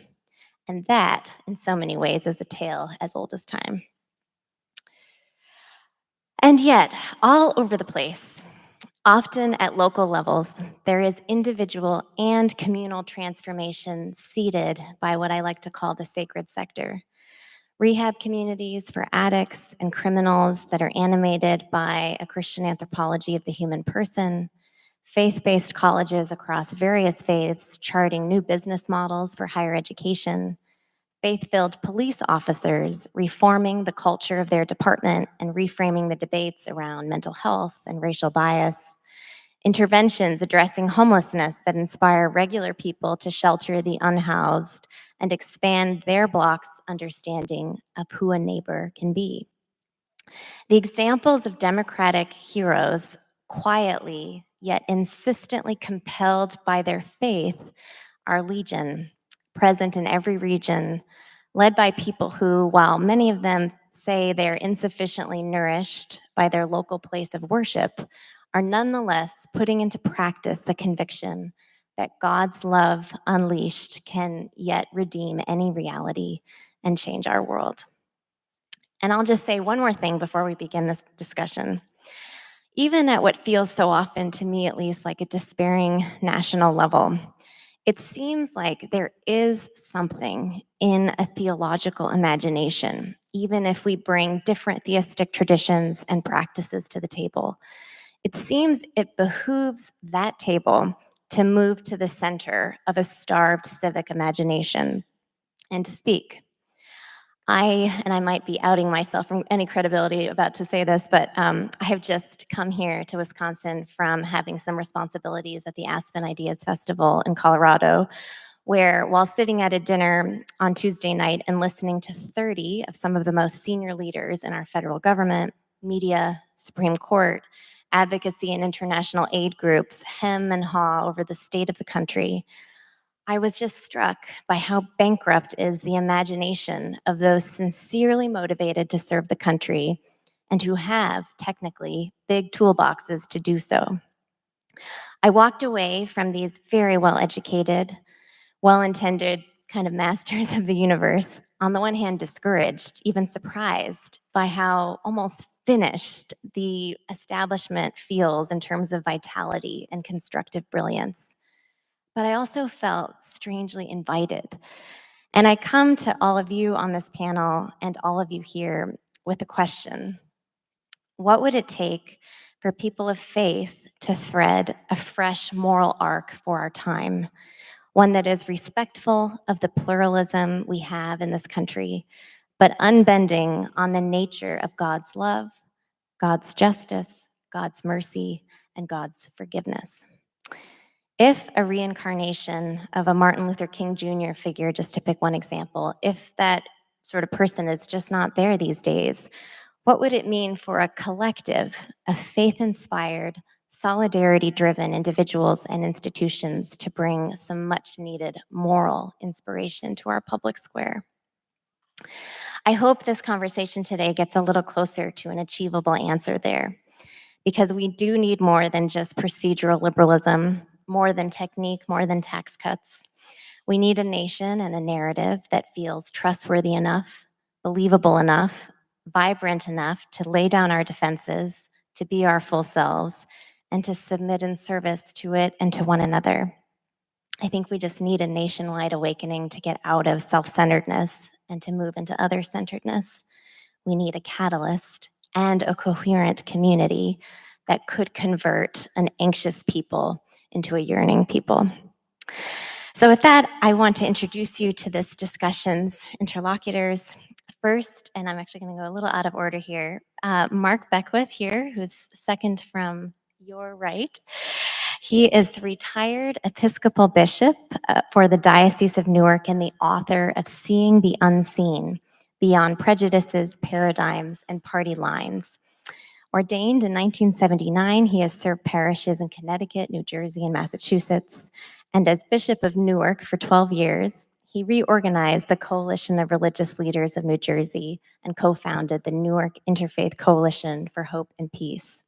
He currently is the Bishop Liaison for Bishops United Against Gun Violence and the co-founder of Faith Leaders for Ending Gun Violence. Daniel Darling, right here, or Dan as I think I'm allowed to call him today, is the director of the Land Center for Cultural Engagement at Southwestern Baptist Theological Seminary and the author of Agents of Grace, How to Bridge Divides and Love as Jesus Loves. Previously, Dan served as the Senior Vice President for Communications of the National Religious Broadcasters and the Vice President of Communications at the Ethics and Religious Liberty Commission of the Southern Baptist Convention. He's pastored churches in Illinois and Tennessee, and he currently serves also as the Assistant Professor of Faith and Culture at Texas Baptist College. Dr. Paul Lambert, I am sorry, I'm doing this out of order here. Paul Lambert there on the other end is the Religion Initiative Director at the Wheatley Institute at Brigham Young University and a leading expert on religious pluralism in society, helping many global businesses think through just the dynamics of pluralism. He has held roles at Georgetown University's McDonough School of Business and the National Defense University and has been recognized for his leadership and training, more significantly receiving the chairman of the Joint Chiefs of Staff Joint Meritorious Civilian Service Award. He's taught at the Fletcher School of Law and Diplomacy at Tufts University and BYU's Marriott School of Business. Rhonda Lindner, right here to my left, is the statewide interfaith organizer for the Wisconsin Interfaith Voter Engagement Campaign and the education director for Tikkun Harir, a Jewish social justice organization in Milwaukee. She has a background in teaching English and Spanish for 27 years in Chicago's northern suburbs and has built extensive relationships within the Jewish community and beyond, focusing on voting rights, housing equity, racial justice, and interfaith collaboration. Last but not least, and in the center here, is Father Aaron Westman, who is the Vicar General and Director of Formation for the Glen Marie Home Missioners and the author of The Church's Mission in a Polarized World. Ordained in 2012, Father Aaron previously served as pastor of Holy Spirit Catholic Church in Windsor, North Carolina. His work addresses the divisiveness and vitriol of modern times, offering readers pathways to courage and to hope. So I'm really honored to be up here with each of you. Thank you for what you do and your witness to hope. So I've just given some more resume-laden introductions here, but just by way of, I think, showing our conversation partners in the crowd, maybe your hearts first, more deeply. Each of you in different ways have discerned your way to interact seriously and kind of daily with faith in the lives of people in your own life, faith communities, and faith and religion as it relates to society. Some of you are more what we would call religious life. You discerned your way into religious life, and others of you are sort of more public, you deal with the public nature of religion. I'm just curious if very briefly, I'm sure this would each be a library of stories to tell in each of your lives, but what initially animated you or motivated you to pursue these intersections of what history is asking of us right now and the ways in which one's faith and the world of faith intersects with that? Rhonda, could we start with you? Sure. Okay, I didn't know if the microphone would be on when I first started talking. So again, thank you so much for the invitation to speak to everyone. I was called to this work a little bit later in my life. I was called to this work because people who I loved, who I lost, had a vision of the person that they thought I was. And in many ways, I thought I was failing in that mission. So a few years ago, I had an opportunity to make a move from the Chicago area to the Wisconsin area. And instead of continuing in my education career, I sought a career in social justice so that I could become the person that these two people who I loved very much really believed I could be. So it's not as much a faith calling as it was a calling to become a better person.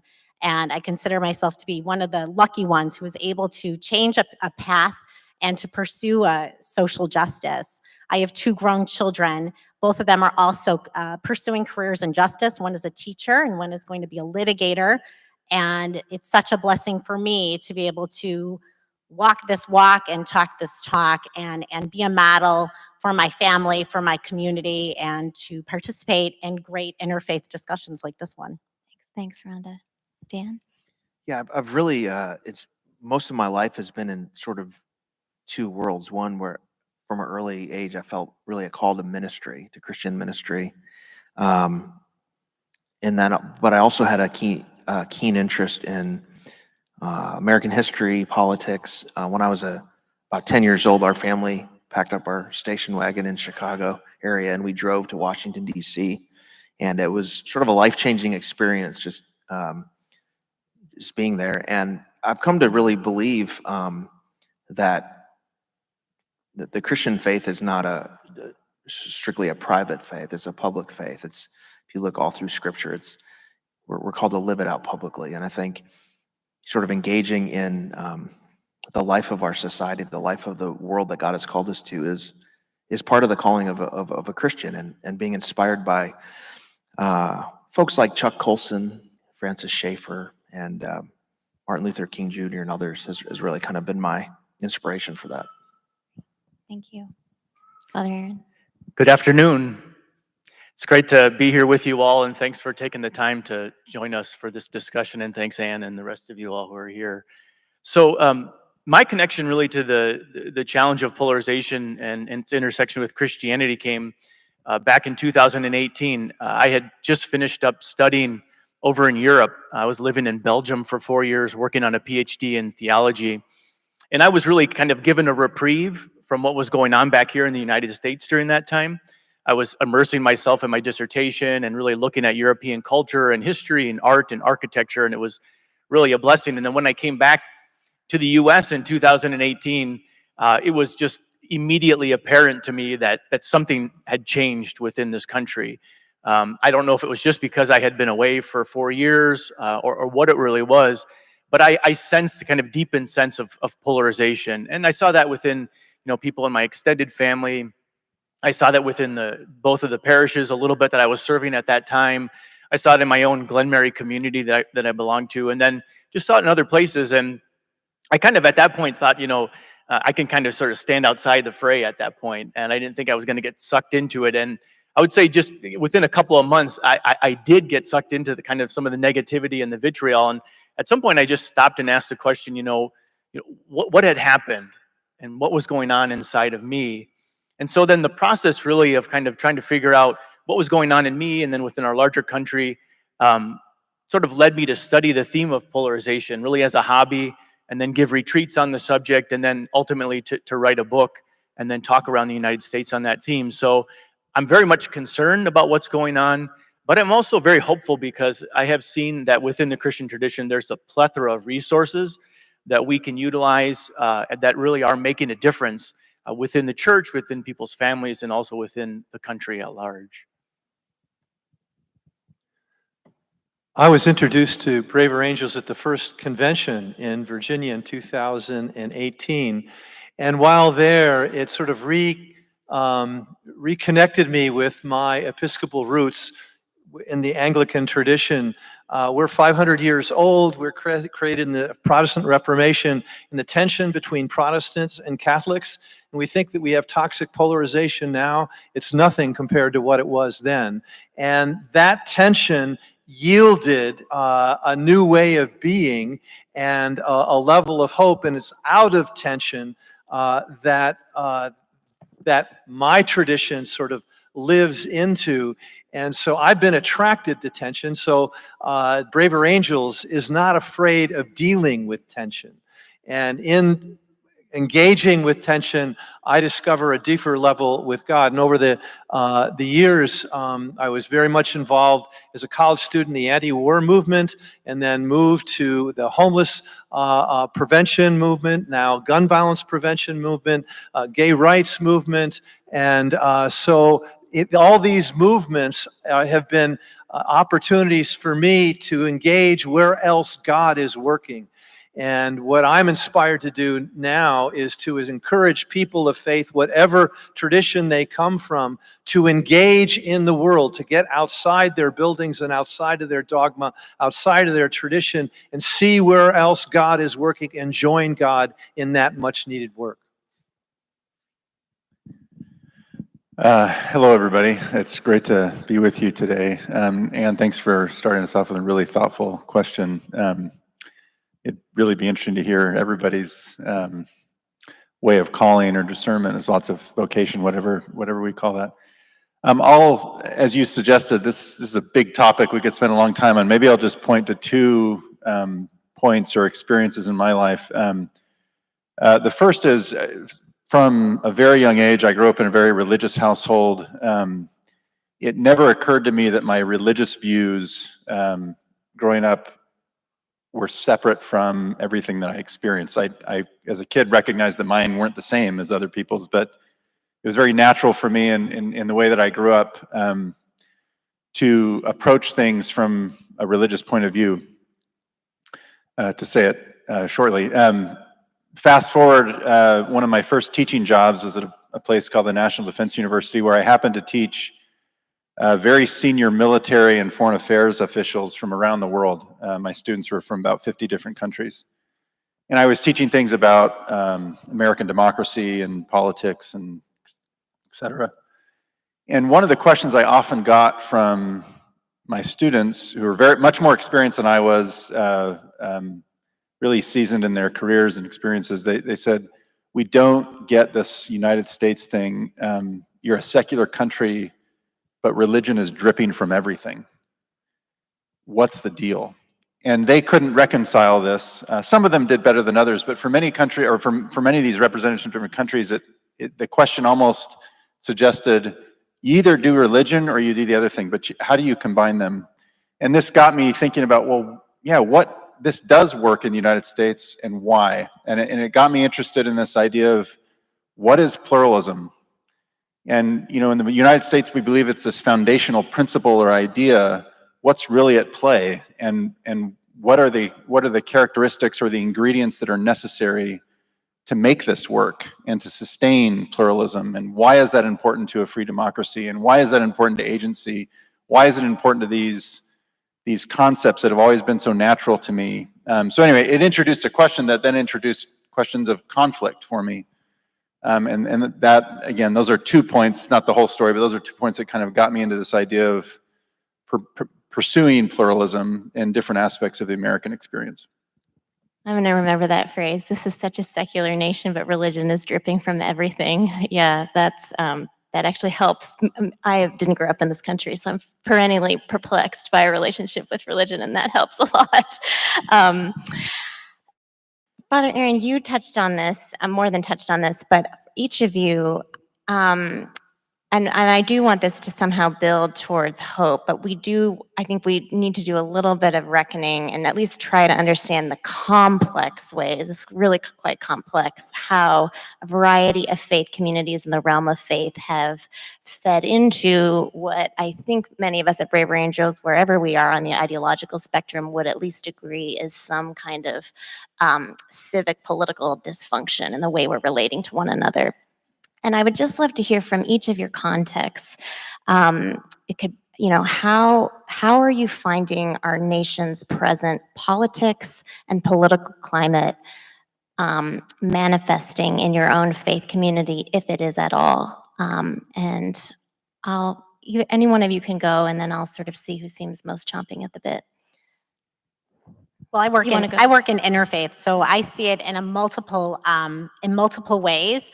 I belong to a Reformed Jewish congregation, but my role as an interfaith organizer is to spread throughout Wisconsin and work with clergy and lay leaders in their congregations to bring the notion of nonpartisan voter engagement into the work that they do, either in their social justice teams, their social action teams.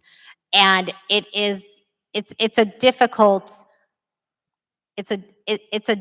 it's difficult for the clergy to embrace nonpartisan voter engagement because the world is so partisan these days. And so we train clergy and the lay leaders as to how to approach the notion that we all have the right of living with dignity and purpose and respect.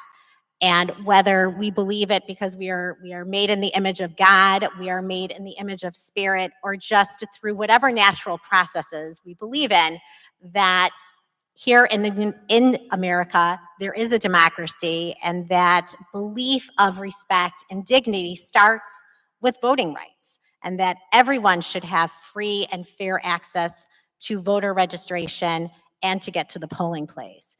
And it can be a difficult task to convince the clergy that they're not risking their livelihoods, they're not risking the confidence of their congregation to pursue nonpartisan voter engagement. And as we always say, we are not promoting parties, we're not promoting candidates, but we are promoting the dignity and respect of all humanity to get every Wisconsin voter to the polling place. Thank you. Dan, how's it showing up in your world? Yeah, I think it's a complicated question because on one hand, we do see within evangelical communities increasing polarization in the last several years based around politics. At the same time, I actually counterintuitively believe that the decline of church attendance in America in the last 30 years, I think one study estimated 40 million people stopped attending church, has led to a loss of a sense of transcendence that people have. And as a Christian, I feel like humans are wired for something beyond themselves. And when that void is filled with something else, it becomes an obsession. So politics becomes less of a useful vehicle for human flourishing becomes a kind of substitute religion.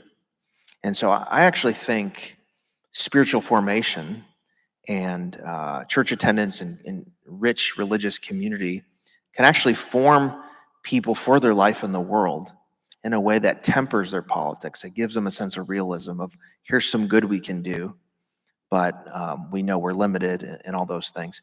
And I think you're even seeing an acknowledgement of that even in the wider culture. Even people who are not religious are starting to say, you know, pure secularism is not enough. There has to be a sense of the transcendent, right? Richard Dawkins saying, you know, all things being equal, he would prefer to live in a Christian country, even though he's not a believer because of some of the things that brings. So I think that's sort of the counterintuitive take I have. And I do believe, you know, sometimes the narrative about church life is that, especially among evangelicals, that every Sunday is this sort of Republican Party pep rally, and, you know, with Ronald Reagan bobblehead dolls being handed out and all those things. And it's actually quite the opposite. We have some outliers, but for the most part, it's very pietistic, and people don't actually hear about how to steward their citizenship well. And so that gap is being filled by other voices through the week that some might be good, some might not be good. So I actually think leaning in a little bit more and giving people a set of tools to go out into the world and make a difference. Father Aaron. So I just want to preface my comments here by stating that as I'm kind of offering a critique of Catholicism, let's say, I'm also critiquing myself. So these are all things that I've struggled with personally and continue to struggle with. And if you talk to any of the men from my community, they'll affirm that to be the fact. So just a couple of things to emphasize. I think the first thing is that within Catholicism, at times, some of the leaders in the church have adopted the language of the culture war. And I think that that's been detrimental to, I think, our own kind of way of being and our own existence. I think it started out very much as kind of political rhetoric, and then it was brought into the Christian community. And I think what happens is, of course, when you're engaged in a culture war, you see the other person as an enemy that needs to be destroyed at all costs. And I think that approach and mentality is antithetical to the gospel of Jesus Christ. And I try to parse some of that out in the book that I wrote. I think another thing too that I find is that within Christianity, there should be this sense of going out. You know, Jesus says, go to the nations. He doesn't say just go to some of the nations. He says go to all the nations, and not just go to the people that agree with you politically or the same skin color as you do, or, you know, think the same way as you do philosophically or ideologically, but to all the people. And I think one of the challenges in our particular political climate is that we are in silos and we are sort of clustering around these groups of like-minded people. And I think Christians of all people should sort of move against that and say, no, I want to go out and I want to engage the folks that see the world differently than I do. It's a chance for a conversation. It's a chance for me to share who I am. It's also a chance for me to learn and to grow myself. And then I just say the final thing that I see happening is that, and I feel this too, and I hear people state this when I'm talking to different groups, and within polarized culture, it's very easy, I think, for us to say it's their fault, and I want to blame this person or want to blame that group, and we have this sense of grievance, and I understand that through and through. I think the Christian tradition invites us to step back and say, well, in an examination of conscience, how have I become polarized? How have I given way to the toxicity? And then how am I contributing to negative polarization? And how do I need to reform my own life with grace and God's help? And so kind of inviting us to sort of do away with that sense of blaming others and really put the light on myself and ask that tough question. A couple of months ago, David Lapp, who is here, and I had a conversation with retired Senator John Danforth, retired senator of Missouri, also an Episcopal priest. And we talked to him really to invite him here, and he wanted to come but couldn't for any number of different reasons. But one of the things he said in the conversation we had with him is that we have given politics too much space at the expense of so much else. And increasingly, he said, people identify their political affiliation before they identify anything else. So sometimes their political persuasion, political platform precedes their religious faith. And he lamented that, and we lamented that, and he suggested that Braver Angels try and bring senators together for 3 or 4 days just to eat together, to spend time together, play golf together, do whatever senators do, which he did in his day, but isn't being done now. And it made me think about religion. The root of the word religion is religio, a Latin word meaning that which binds us together, the narratives, the symbols, the practices.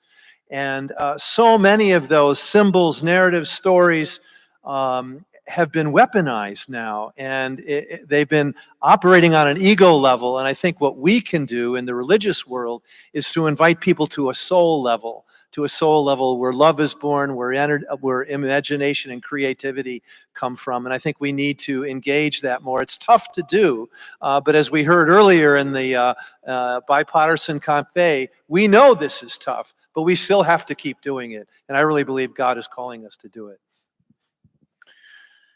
How is this manifesting in our different faith traditions? I should be up front. I don't think I said this. Maybe some of you gathered it from my association with BYU. I'm representing the perspective of the Church of Jesus Christ of Latter-day Saints, or LDS Church, as some of you may know it. I don't speak for the church. Let's make sure that's clear.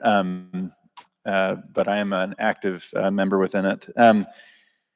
It's interesting, like I'm sure for all of our faith traditions, the current political climate is manifesting itself in many different ways, and in different ways among different demographics, and certainly differently here in the United States than abroad. I'll just say a couple of things that I think might be interesting.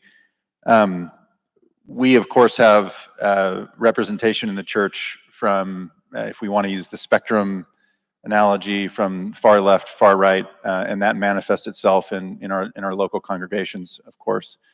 But maybe more interesting than that, and I'd say more prominent than that, is I think there's a growing discomfort with where things are, and that has caused a couple of things. It's caused some people to lean more into their political identity, but it's caused a lot of people to, I think, lean away from it.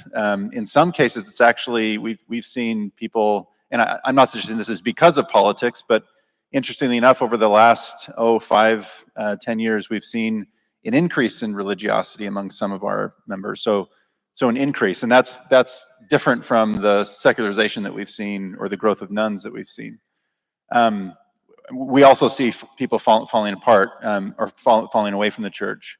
But we have seen an increase in certain demographics.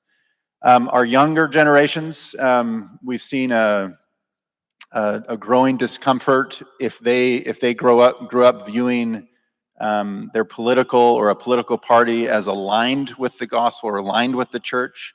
We see a growing discomfort with that, which has caused some to either disassociate politically or disassociate religiously. Right. So again, we're seeing lots of things.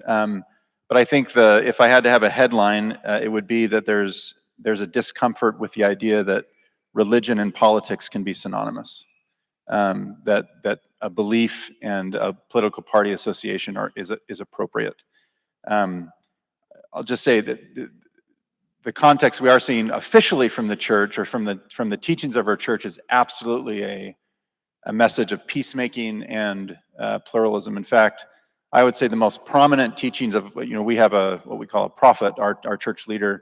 The most prominent teaching in the last decade, without question, has been his message called Peacemakers Needed, which has called for us to be peacemakers specifically in the context of difference. And that has been something that the church in many ways has been trying to hang or connect to in the different things that they're doing. Why is that? I think first and foremost, because it aligns with Christ's teachings. But secondly, I think specific to our tradition, there's a history of being a minority faith in the United States. And I think that's part of our DNA. It's part of the way we see the importance of pluralism. That we were at a point where we were the ones that were not popular, and so there's always been a tradition of focusing on pluralism. So that's I think another reason it's manifesting how it is in our faith tradition. And then also there's a real emphasis, not unique to us necessarily, but on agency. And pluralism requires agency. As Eboo Patel, in a slightly different way, Eboo Patel puts it, pluralism requires particularity. And I think there's a real emphasis on the need to ensure particularity or agency is part of the American, we're talking about the United States, part of the American experience, and also part of the experience of all humans to seek dignity, to be able to use that agency for in the ways that they choose when it comes to their belief. Thank you. Thanks. Just as a side plug, it's one of the things I love most about Braver Angels is the honoring of deep particularity and not trying to erase it. And I want to get to some examples that are like embedded in each of some of the traditions represented up here. And I do just want to echo what Paul said. No one up here is like the Pope for their tradition. They're not like the spokesperson. They are a participant within and speaking from within their inhabiting of it. But I just want to be clear, they're not official ambassadors for a whole collective. You know, there has been a lot of commentary in the last number of years that I think is smart, and several of you even just echoed this insight that it seems like, Dan, to reference your conviction and observation that we are human earthly bodies and beings that have transcendent longings, and I agree with you on that. But there's been a lot of sort of commentary and conclusiveness that those transcendent longings are getting mischanneled through our politics. And I think that's very, very fair, and there's a lot to that. Sometimes I wonder if that's a bit of too easy of a scapegoat where we say, well, and that for those of us who are worried about our common life, we're like, well, all politics this is a wrong channel, and it's a warmongering channel. It's, you know, how can we get people back into this sort of like pure religion on its own? And that seems to be sort of this underlying assumption. Could we put a little limelight on the sort of state of contemporary religion itself today? And this is complex. We have different traditions represented here. I think all the fractured Christian world is quite different than what's happening within Jewish communities. So I just want to recognize diversity up here. But, you know, is there something lacking itself in contemporary religious institutions, communities, forms that, take politics aside, is not serving transcendent longing itself? Like there's a vacuum, so people are going elsewhere to the wrong vehicle, but it's also a bit of an indictment on whether it's the Catholic Church, a variety of Protestant churches, so on, and also our own fault as like late modern individuals that are struggling to commit and submit because we are just in radical autonomous freedom. So I'm just curious how you could reflect a little bit more specifically on the weakness within our own, this moment in history, and what religious communities are maybe actually not providing. Does anyone want to take that? Sure, I can take that for a bit. I've been speaking mostly as an interfaith organizer, but as I said, I also represent a Jewish organization. It's called Tikkun Ha'ir, which means repair the city. And in Judaism, there's an expression called Tikkun Olam, which means to repair the world. And it's a very common expression in Judaism. And so we at Tikkun Ha'ir look to repair Milwaukee, which is very, very close to here in Kenosha. It is one of the most segregated cities in the United States. And it's a beautiful city with lots of opportunity, but it also has tremendous problems. And the Jewish community, through Tikkun Ha'ir, through the Federation, through what we call the Jewish Community Relations Council, we work together to find ways to heal what is happening in Milwaukee. And one of the things that we do is we work in coalition. And one coalition that has just started in the past few months is something called 100 Women on the Move. And it is a multi-faith, multiracial coalition. It is only for women, even though we serve everyone.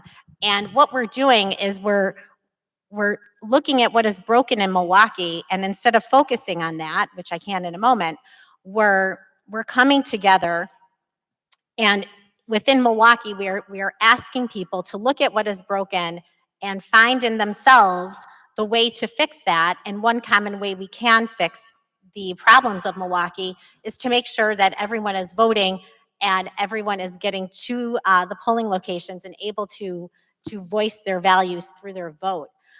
And I'd like to focus on that because the challenges are tremendous throughout the country. And what we're seeing, especially in the Jewish religion, is the extremism on both sides and what it is doing to many people who feel that they are a minority in this country. And in Judaism, what I'm asking people to do, and people of faith, of all faiths, is to look at these extremists and instead of fearing them and instead of blaming them for the problems that we have in society, is let's talk.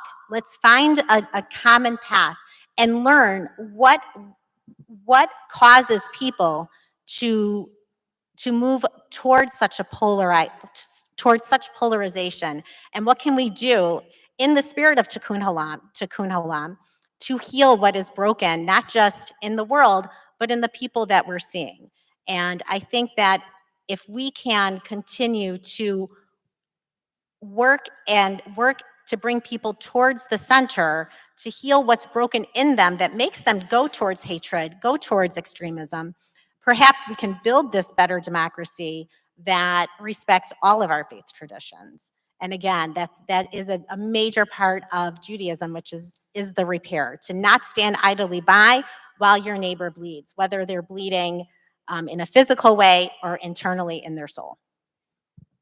Real quick, could you just share, do you have a brief story you could share of what you going out and engaging one of the extremes and feeling like a melting or a softening of heart to, like, where there's actually been alive to the encounter, kind of an example, and you've seen transformation? Sure. In many ways, I work with an extreme version of politics in that I'm questioned often by being asked, why would I work in a nonpartisan way?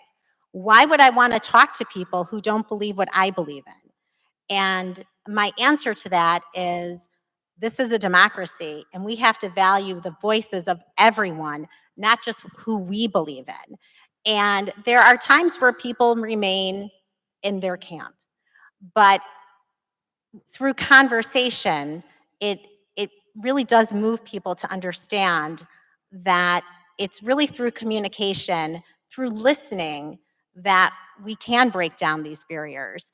And I wouldn't say it's an awful extremist I typically talk to, but in talking to people who won't talk to the other side and convincing them to please find a path, find it in your heart to think of our nation as a nation of unity and not division. I think that these little conversations can move us towards the middle.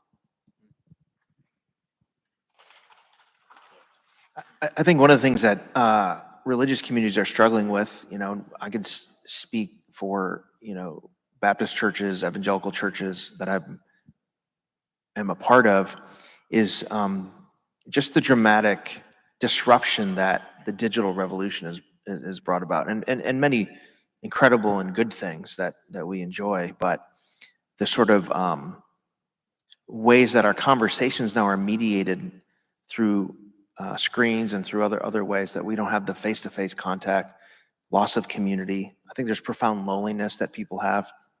And so, there's a way in which if you combine the loss of kind of in-person church attendance with the digital age and the way that people can find online someone who shares every single thing they believe. Like we're separating into narrower tribes. We can find our people essentially online. It's creating a false sense of community that sometimes radicalizes people, but ultimately leaves people sort of bereft of meaning and connection. And so I think the challenge for the church is, and I think for the Christian church, is to really preach something different, that we are embodied people, that we need to gather and be with one another. And the formation that happens when there's a regular rhythm of that, whether it's regular church attendance or however communities organize, that I think we've undervalued the way that sort of forms people and gives us a sense of realism. Allows us to order our loves, as C.S. Lewis talks about, that we can have patriotism, we can have love of country, we can belong to political parties and institutions. That's healthy and right, as long as they're properly ordered.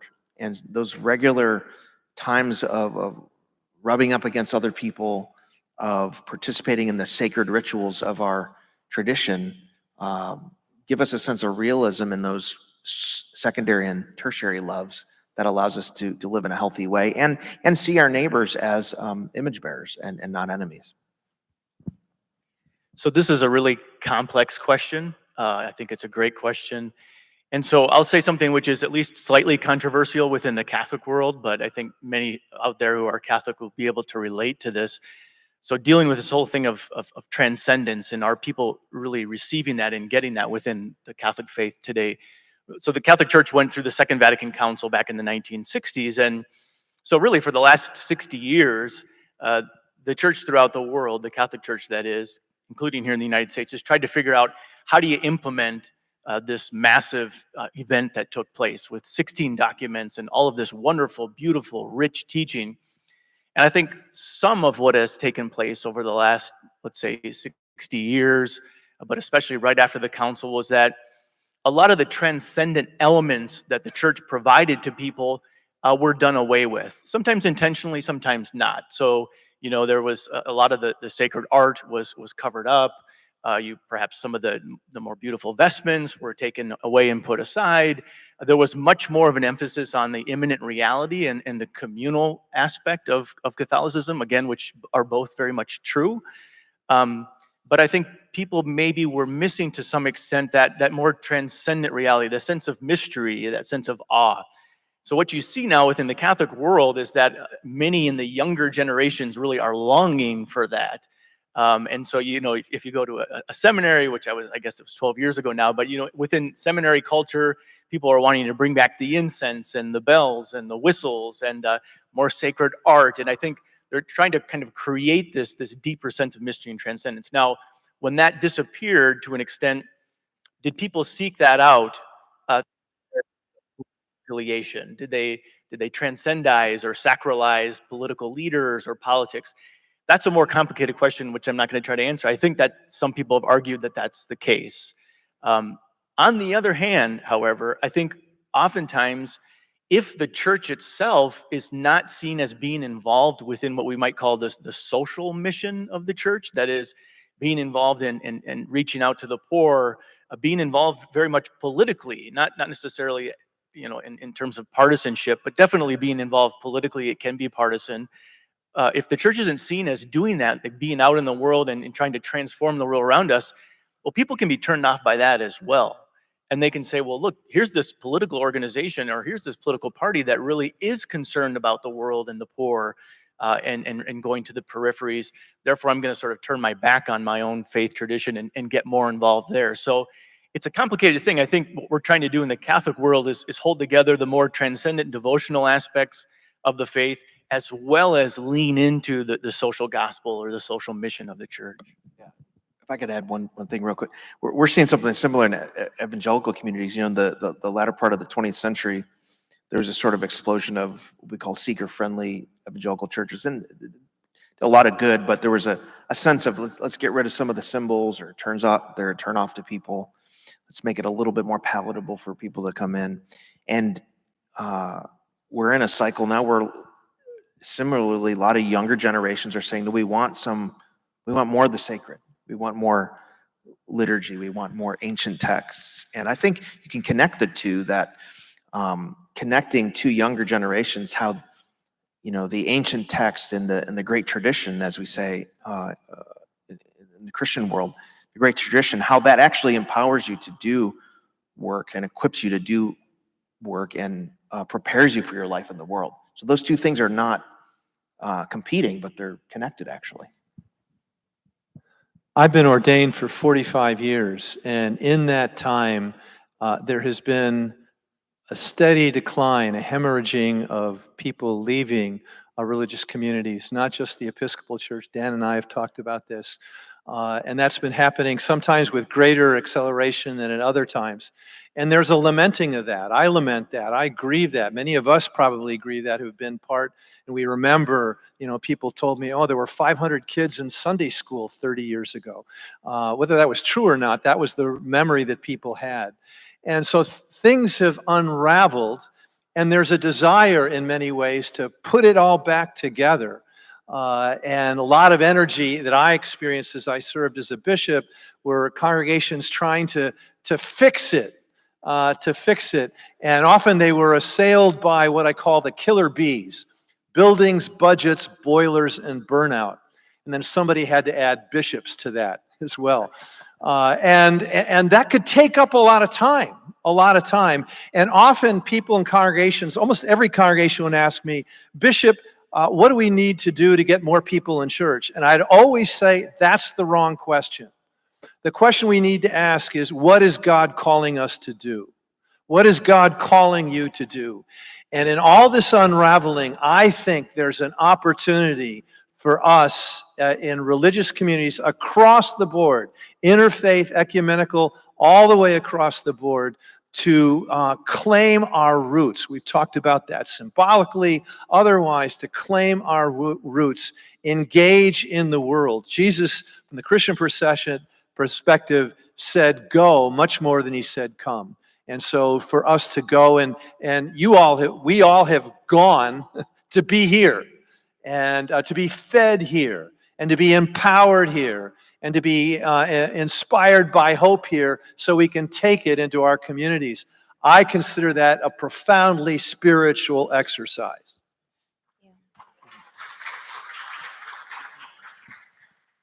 I won't repeat anything that's been said. I'll speak to it a little bit at a micro level of. So in addition to my professional capacity, in our church we have lay ministry, and I'll just maybe speak to a couple of experiences I've had over the years being in different leadership positions as what we call a bishop of a congregation, or in some other capacities that oversee different units, geographic areas of our church. I think, and I don't think this is unique to our faith tradition either, but I think one of the things we've struggled with, and I think we could say that we're at fault for some of this. Everything's multidimensional, but we certainly have played a role. I think there's often, especially among our young people, an expectation of or a reconciliation with the idea that the church is either perfect or imperfect, and if it's imperfect, then we're bursting a bubble, and that once that bubble is burst, I'm left with the decision. Well, if this is God's church, then it's perfect. If it's imperfect, it must not be God's church. And so I'm only left with the decision to leave. And so I think that's a tension we're all dealing with within church communities. Is I'm having tension with something that I perceive, or is that inherently, or that is explicitly being taught. So my only choice then is to depart. I don't think that's the only choice that we have, but I think that's a real issue for a lot of people within churches and ours as well. I also think there's a reality going on that we've had a tendency, and I think this is just human nature. I wouldn't point to the church as an organization as at fault necessarily here. But the church is run by people. Even if we believe that it's run by God, He trusts people to run it, and people are just really imperfect. And I think there's a tendency for us to, in the church we talk a lot about right and wrong, and I believe that there is right and wrong. I think that's true. I think there is truth. I think there's false things as well. But I think oftentimes it's tempting for us to say, to take that same idea and place it on everything out there. So thus there's a good political party, and there's a bad one. There's a good leader and there's an evil one. I remember as a young adult being in a conversation with someone from my own faith tradition, and they were talking about Al Gore. This person was obviously conservative. They were talking about Al Gore in really derogatory terms, and they were saying he's such a stupid person. I thought, well, no, he's not. you might disagree with what he's saying, but he's clearly not stupid. I mean, he's a really accomplished person. I remember as a young person, I think I was probably 18, and thinking, what does this inevitably lead to?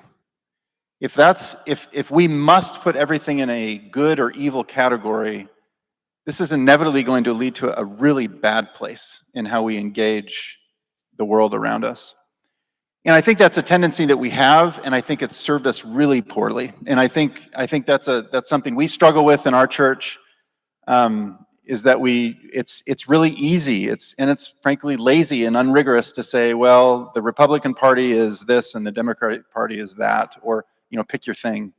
And I think that's caused a lot of discomfort and a lot of disillusionment among churchgoers, and that's had a negative impact.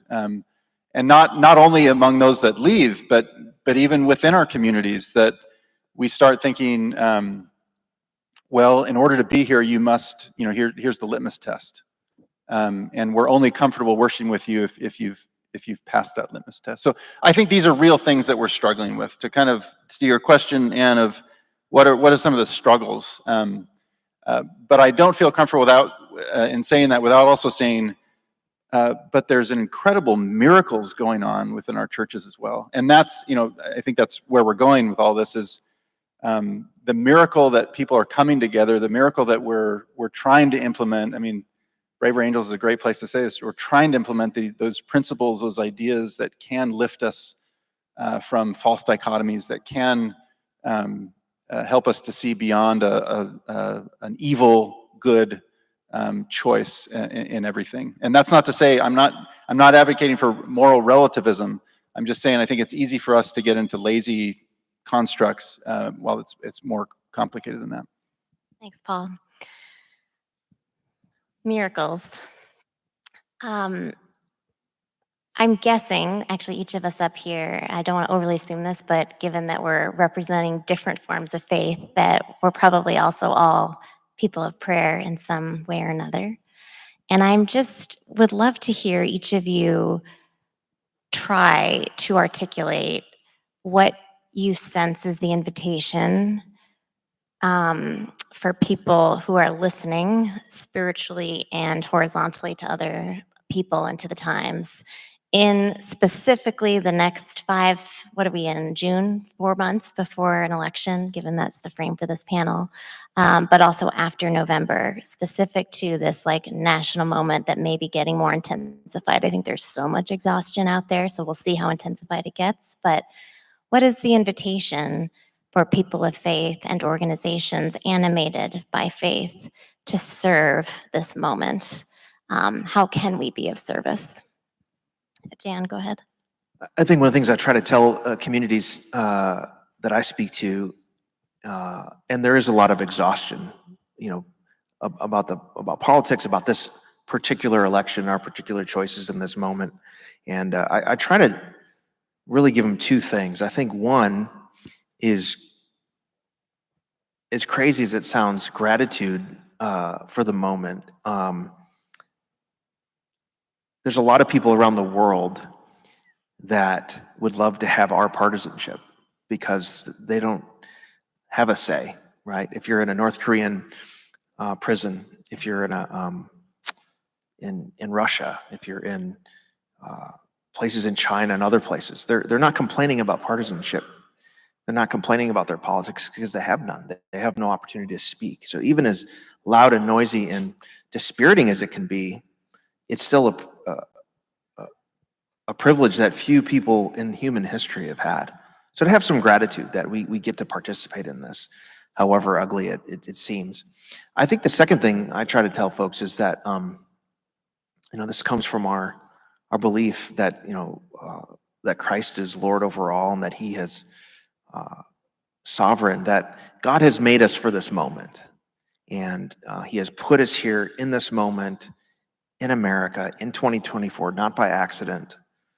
And he has made us for this moment to live now, to do what we can in our communities, to be part of the change that we would like to see in our political process, that we can complain about it or we can take small steps to try to be the difference that makes our politics better.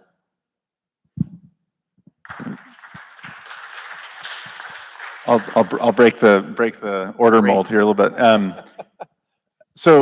These problems we're facing are huge and complex and so difficult.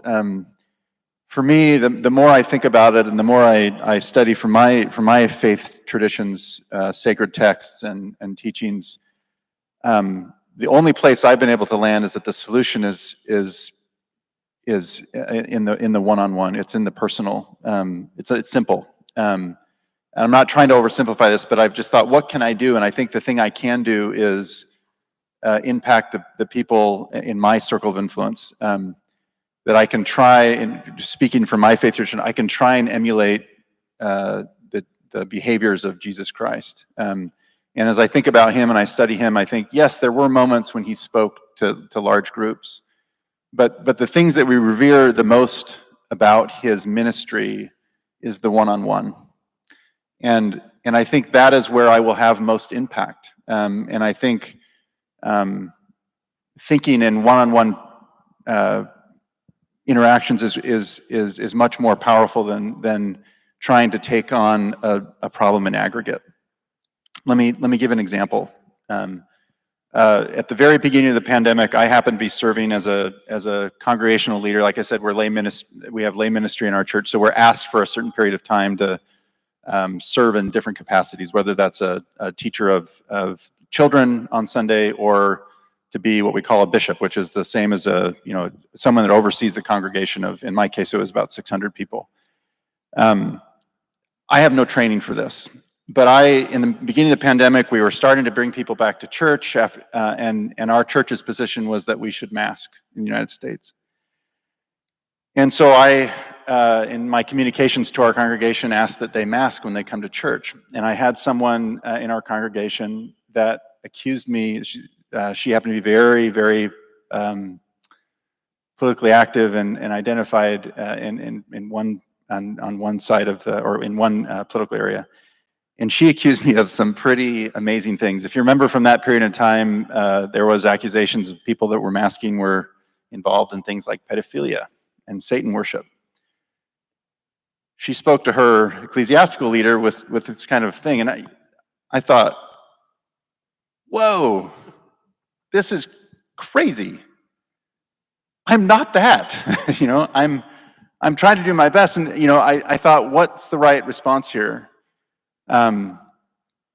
She and I we did not identify the same politically, and she also said some pretty hurtful things to me.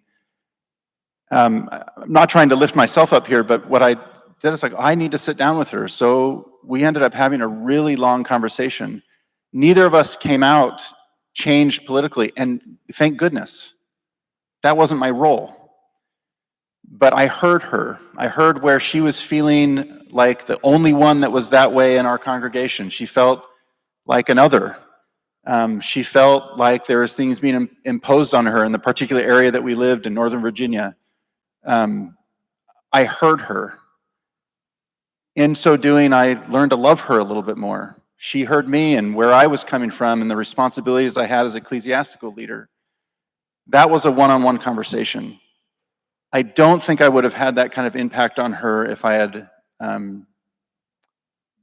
not had that one-on-one conversation, that I had communicated only to a group. So my point here is I think where we can truly have impact is be inspired by these these principles, these ideas, these beautiful teachings within our faith traditions, and serve the one. I think that's really where we can have powerful impact, and that's what our traditions are calling us to do in this moment, is to serve the one. And I think that's really the most important and most effective thing that we can do. I appreciate the one-on-one reference, and what it brought to me is the most important thing that I do in my life is to set aside time to be one-on-one with God. And as pressures increase, my anxiety grows, the importance of that becomes even more acute. And it makes me think of a story in Mark that it's a triptych, really. Jesus is out one day healing, teaching, being very much engaged with people, and then he goes off by himself early in the morning to pray. And the disciples find him and say, people need you. And so he gets off to the other side of the triptych. But in the center of it, the center of the triptych is this time of prayer, is this time alone with God, this unique one-on-one. And as I said earlier, I do a lot of work in gun violence prevention and now depolarization. Those are very big rocks up very steep hills. And there are some days I say, I'm done. This is just too hard. And then I go into prayer, and that sort of rejuvenates me, not to mention the fact that being with a bunch of other people who are pushing big rocks up steep hills also rejuvenates me. Father Aaron, did you want to? Sure. So just maybe a couple of very practical things in terms of a response. So I would say, first of all, for folks who are considering, and what do we do right now? I just want to give a shout out to David Lapp, who's sitting over there. David came over to the Glen Mary headquarters where I'm in residence with about 20 other Glen Marians. And I would say that probably in the history of the Glen Mary community, we've never sat down together and shared our feelings or our thoughts about politics. We realized that this is a lacuna in our way of life. We talk about everything else, but we don't really address politics. And so we had David come in, and he hosted what was a very simple conversation, I thought. And it was one of the most meaningful things that we as Glen Marians, as priests and brothers, have done in a number of years. And we simply answered the question, first of all, how are you feeling right now in this particular political moment? And you had these adult men sharing their feelings of being scared, of sadness, disillusionment. And there was a solidarity that was built in that very moment, because we realized that we're not the only ones who are feeling these feelings right now. And we were bonded in that moment.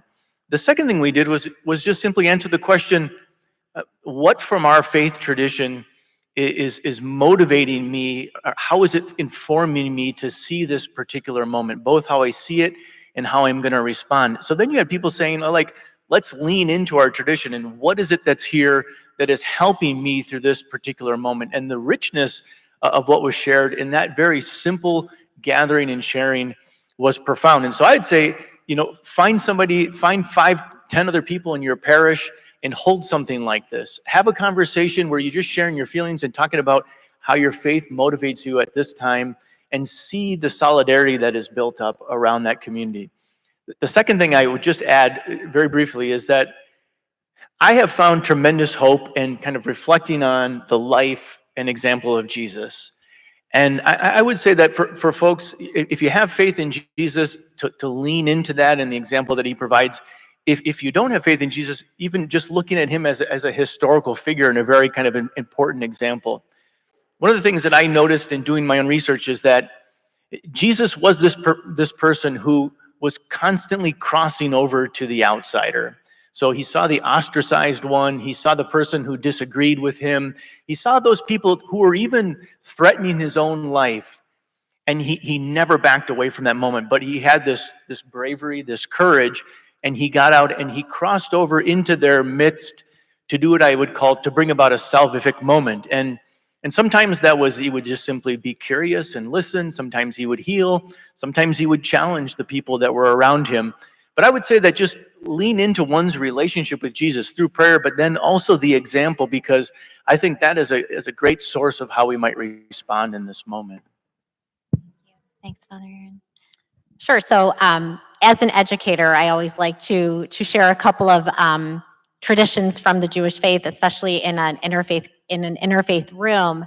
So with apologies to all clergy leaders in the room, when I attend services in Judaism, our Shabbat begins Friday night.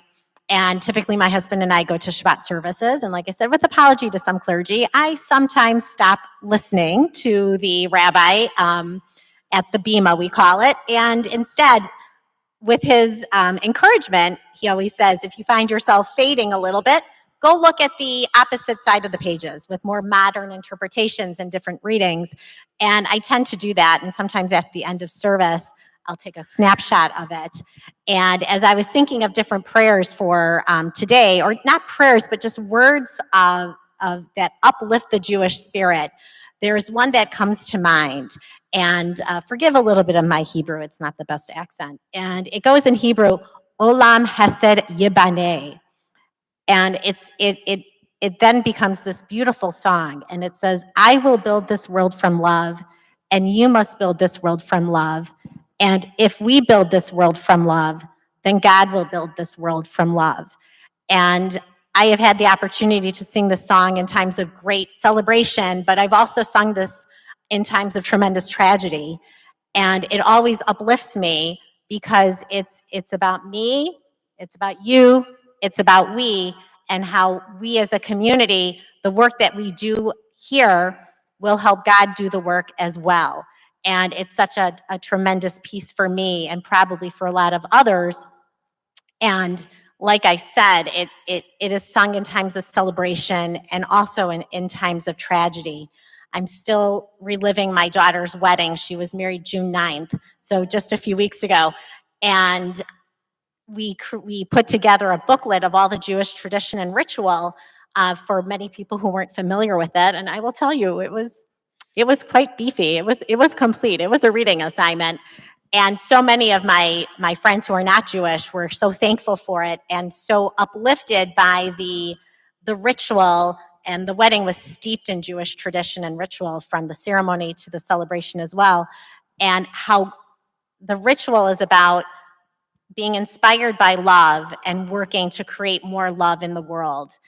And when I hear from people who are experiencing Judaism for the first time, that they found that they were uplifted by it, it's really tremendous, both as an organizer and as an educator. So I can't ever miss an opportunity to share some words from Judaism. Thank you very much for that blessing. I'm going to open it up to you all. I think there is a microphone somewhere. You got it? Okay, awesome. So feel free to ask any questions. I would just ask you, do keep your question in the form of a question. And if you could try to orient it towards like what you yearn to see from faith communities in this year, coming well after this year, in this particular moment in American life, that would be great. Right back there?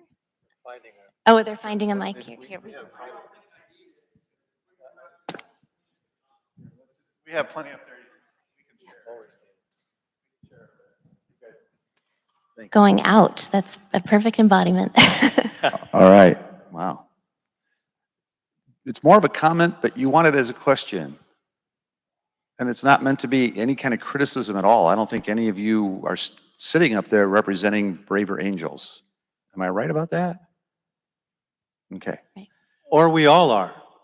In a sense, yes. We all right. are. I mean, I think we all bring our best selves to braver angels. Understood. But there are breakouts and things where people are representing Braver Angel Network and other organizations. And I don't think any of you are sitting there representing the Episcopal Church or the Church of and so forth. Maybe current. Comment. Comment, I'm sorry, for Ann. Okay. Just a comment, but I'll turn it into a question because you asked to.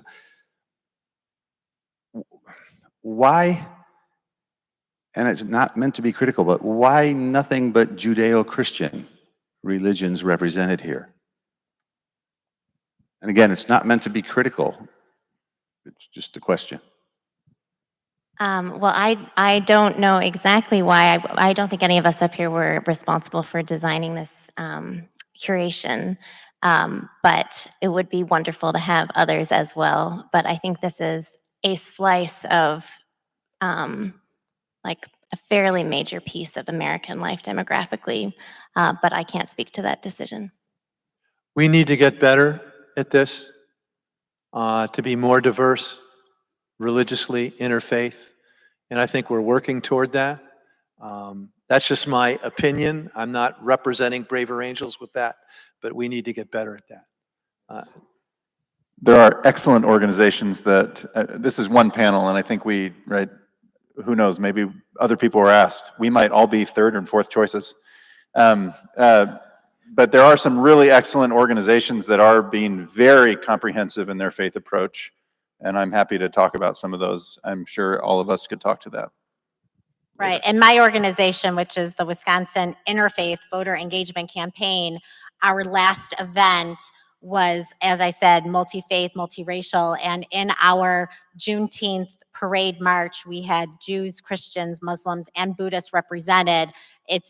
I just didn't have time to prepare the words of other religions. I didn't want to speak inappropriately. Yes, right there, third row. Thank you for entertaining our questions, and thank you for all your comments. It's been very informative and valuable and inspirational. So my quick question is, what advice, maybe one or two things from a couple of you, would you have for clergy in the pulpit leading up to the election? Any specific ideas? And my disclaimer is my wife is a Lutheran pastor. I can answer that rather quickly. Before the 2020 election, we had With Malice Towards None. David Lapp and I were part of that team, as was Bill Doherty, and we, I think, collected something like 250 organizations, religious communities, civic groups, and colleges and universities. And on the religious side, we developed resources for congregations, Christian, Jewish, and Muslim, prayers, scriptural citations that could be used before the election in worship. And then we had some curricula that we offered after the election. We're going to do that again this year. When I say we, I'm part of the Faith Communities Engagement Team, which is still forming, there are several clusters of it, and this is a shameless shill for the Faith Caucus, which will meet tomorrow at 3 o'clock in the exhibition hall. There's several different groups in Braver Angels that are working in the faith space, and we're developing an overarching group, Faith Communities Engagement Team, to be aware of all of that, support it, have a page on the website. So there are resources for the election, post-election, for the inauguration. One of the things that we're going to do, it's not religious this time, but you'll hear more about it tomorrow, is that at polling places on election day, to have two people standing at a polling place, a red and a blue, with a statement either they wear or they hold, we vote differently, but we're holding America together, which is a profound, I think, visual witness of what we are about.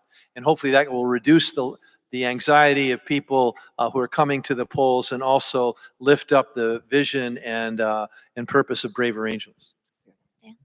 I get asked this question a lot, and this is a lot of what I've been speaking about in the last few months. And when I talk to pastors in our tradition, I said there's really two mistakes that clergy can make in this season. I think the first mistake is to be obviously overly partisan in the pulpit, where people are coming in and it's no different than cable news or whatever. But I think the opposite mistake is to pretend that the election's not happening.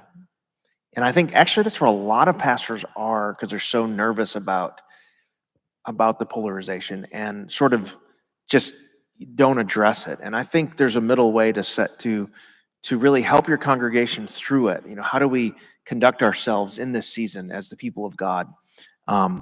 Faith traditions might speak to specific issues that are pretty central. But I think overall, helping your people navigate the season both with courage, but also with hope, and to maybe be different than the people around them. That to say we're going to be a different kind of people. I don't think you can escape it, really. I think especially Christianity has always been in some ways inescapably political. In the first century, it was making claims that were sort of countercultural to the Greco-Roman world, and today it makes claims as well. So you can't escape the political nature, but I think avoiding partisanship and helping your people through it so that they know that I can come here and get equipped in some way spiritually to live out the season faithfully. Can I add just a couple of words to what's been said?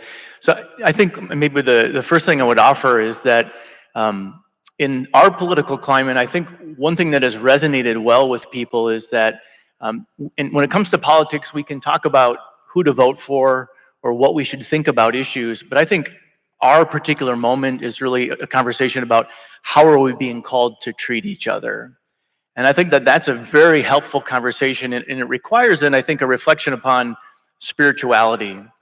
So if I disagree with this person politically, if I don't like what this person has to say, nevertheless, how am I being called to treat them, to remain in solidarity with them, to love them? And so that seems to resonate with people well. I do think at times, though, we have to kind of wade more deeply into the issues. And so my recommendation is we have a common lectionary. So first of all, stick with the scriptures that are there.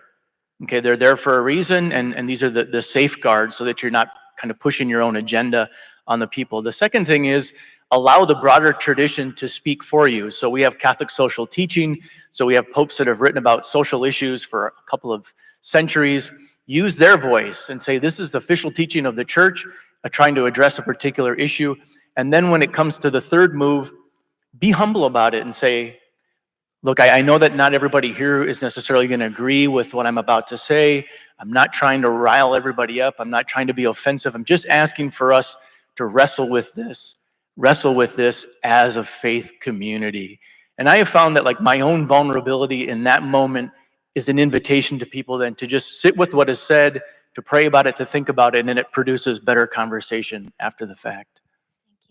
I would also say, as an organizer, if you have any questions about remaining 501c3 nonpartisan, let me know. I can give you my card so I can give you a guideline so that you don't get in trouble on a organizational level. Other questions? Right here.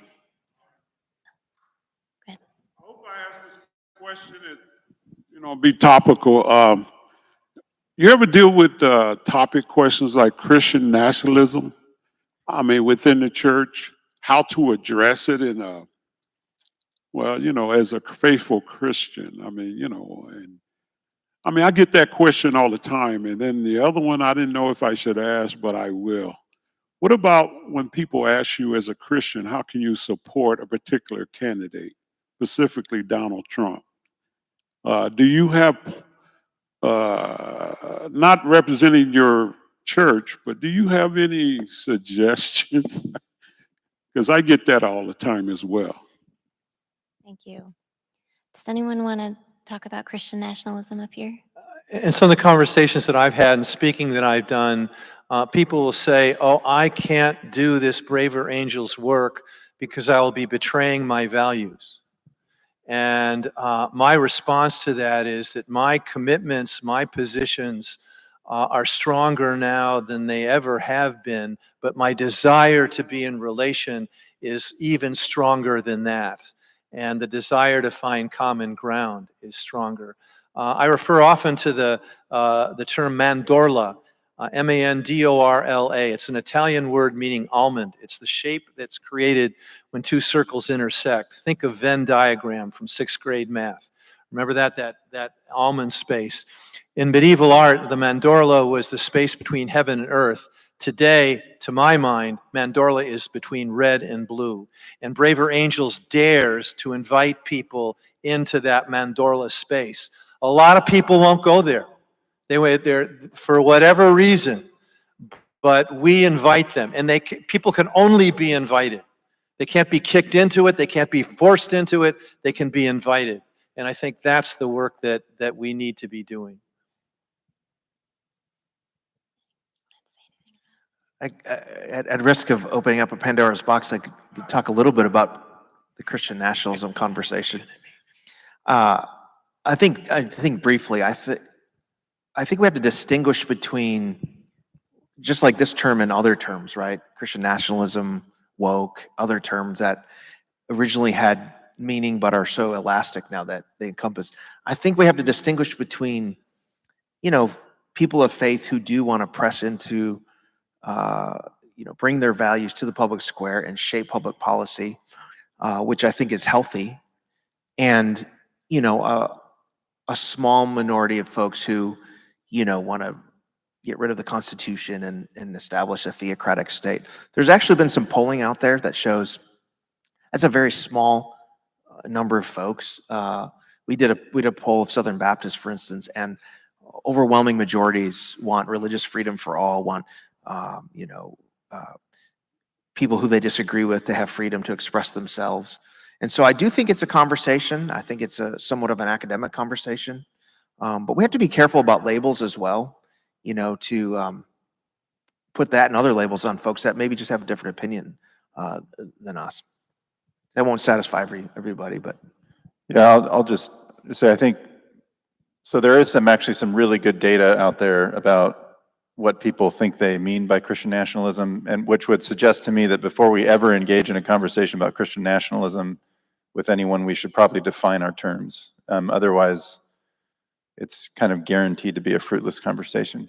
And I think most of the time, as the data would show, we're not talking about the small group that would like to, give up the Constitution, et cetera, et cetera, et cetera. So that would be my suggestion there, engaging on Christian nationalism, and maybe just a suggestion to bring up the idea of pluralism, that without pluralism, no one has, no one's protected, right? How can you vote for so-and-so? In your case, you're saying, how can you vote for Donald Trump? I think probably all of us have asked that question about the candidate we don't agree with. What I found most, I found myself asking similar questions to myself or about others. I think the thing that's most useful is to go back to what is the principle or what is the teaching within our organization or within our church, within our religious teaching that we should be going back to. Let's start on that teaching and then honor agency. We can have a conversation about why we disagree with that, but I think until we get back to that teaching that we agree on within our tradition, and move from there, it's just my position versus your position. And I think that's a lot more fruitful when we go back to that teaching. What are we seeking? What are the things that we're being asked to do? What does our faith tradition teach about those that we should seek or hold up? And let's move from there to better understand each other. Can I just add just one comment to this? I think the discussion around Christian nationalism and perhaps around Catholic integralism, which exists, what at least it's done for me is to go back and to ask the question, what is liberalism? What is classical liberalism? So what is the political philosophy that motivates the particular, politics that we practice here in the United States, and why is that a value? Why is that important? And I've realized my own ignorance in this area. And so maybe there's an invitation to all of us to just maybe go back and study a little bit. So what is it that's unique about our moment and liberalism in general? And how did we come to this place over the last really 400 years? And I think to have that conversation, do we value liberalism? And why is it that we value this? Where are there the challenges and where does it need to be critiqued? I'm open for all of that, and I think that can be a healthy place of dialogue. I think the conversation is related to, as we said earlier, the sense of transcendence, that pluralism is a good way to organize ourselves in terms of a democracy, but people still are looking for something transcendent. And, as Baptists believe, obviously, in a free church and a free state, and we don't want a state church. But we do believe in a very robust Christian engagement in the public square, and we can acknowledge the religious and Christian influence of the country without wanting to go too far on that. So I think having those nuanced conversations is important, as you said, in examining our founding roots and some of our founding texts and what people were saying at the time, the founders, and what they've said since then. I think it's healthy. I will confess a temptation that I suspect many of us have for some kind of domination. As I mentioned earlier, I'm an Episcopalian. 50 years ago, Episcopalians were the dominant religion, not in numbers, but in terms of influence. More presidents have been Episcopalians. CEOs were largely Episcopalians. If people wanted to advance themselves in their community, they became Episcopalians. And we don't have that anymore. And I know lots of Episcopalians, there are many times myself, I miss that. That's not a good thing. I'm not proud of that, but I think there's a desire in many people. I think we need to acknowledge that we want to be dominant. And I think Christian nationalism, it's unclear as to what that is often, but there is this desire to be dominant. And I think, to my mind, that's contrary to the gospel. And just again, as an organizer, there's a partner organization that I work with in Milwaukee that is working on their narrative regarding Christian nationalism. It's called the We All Belong campaign. And again, I'd be happy to connect you all with that website. Thank you all. We are at time. So thank you all so much for being part of this. And just please join me in thanking Rhonda and Dan and Father Aaron and Mark and Paul.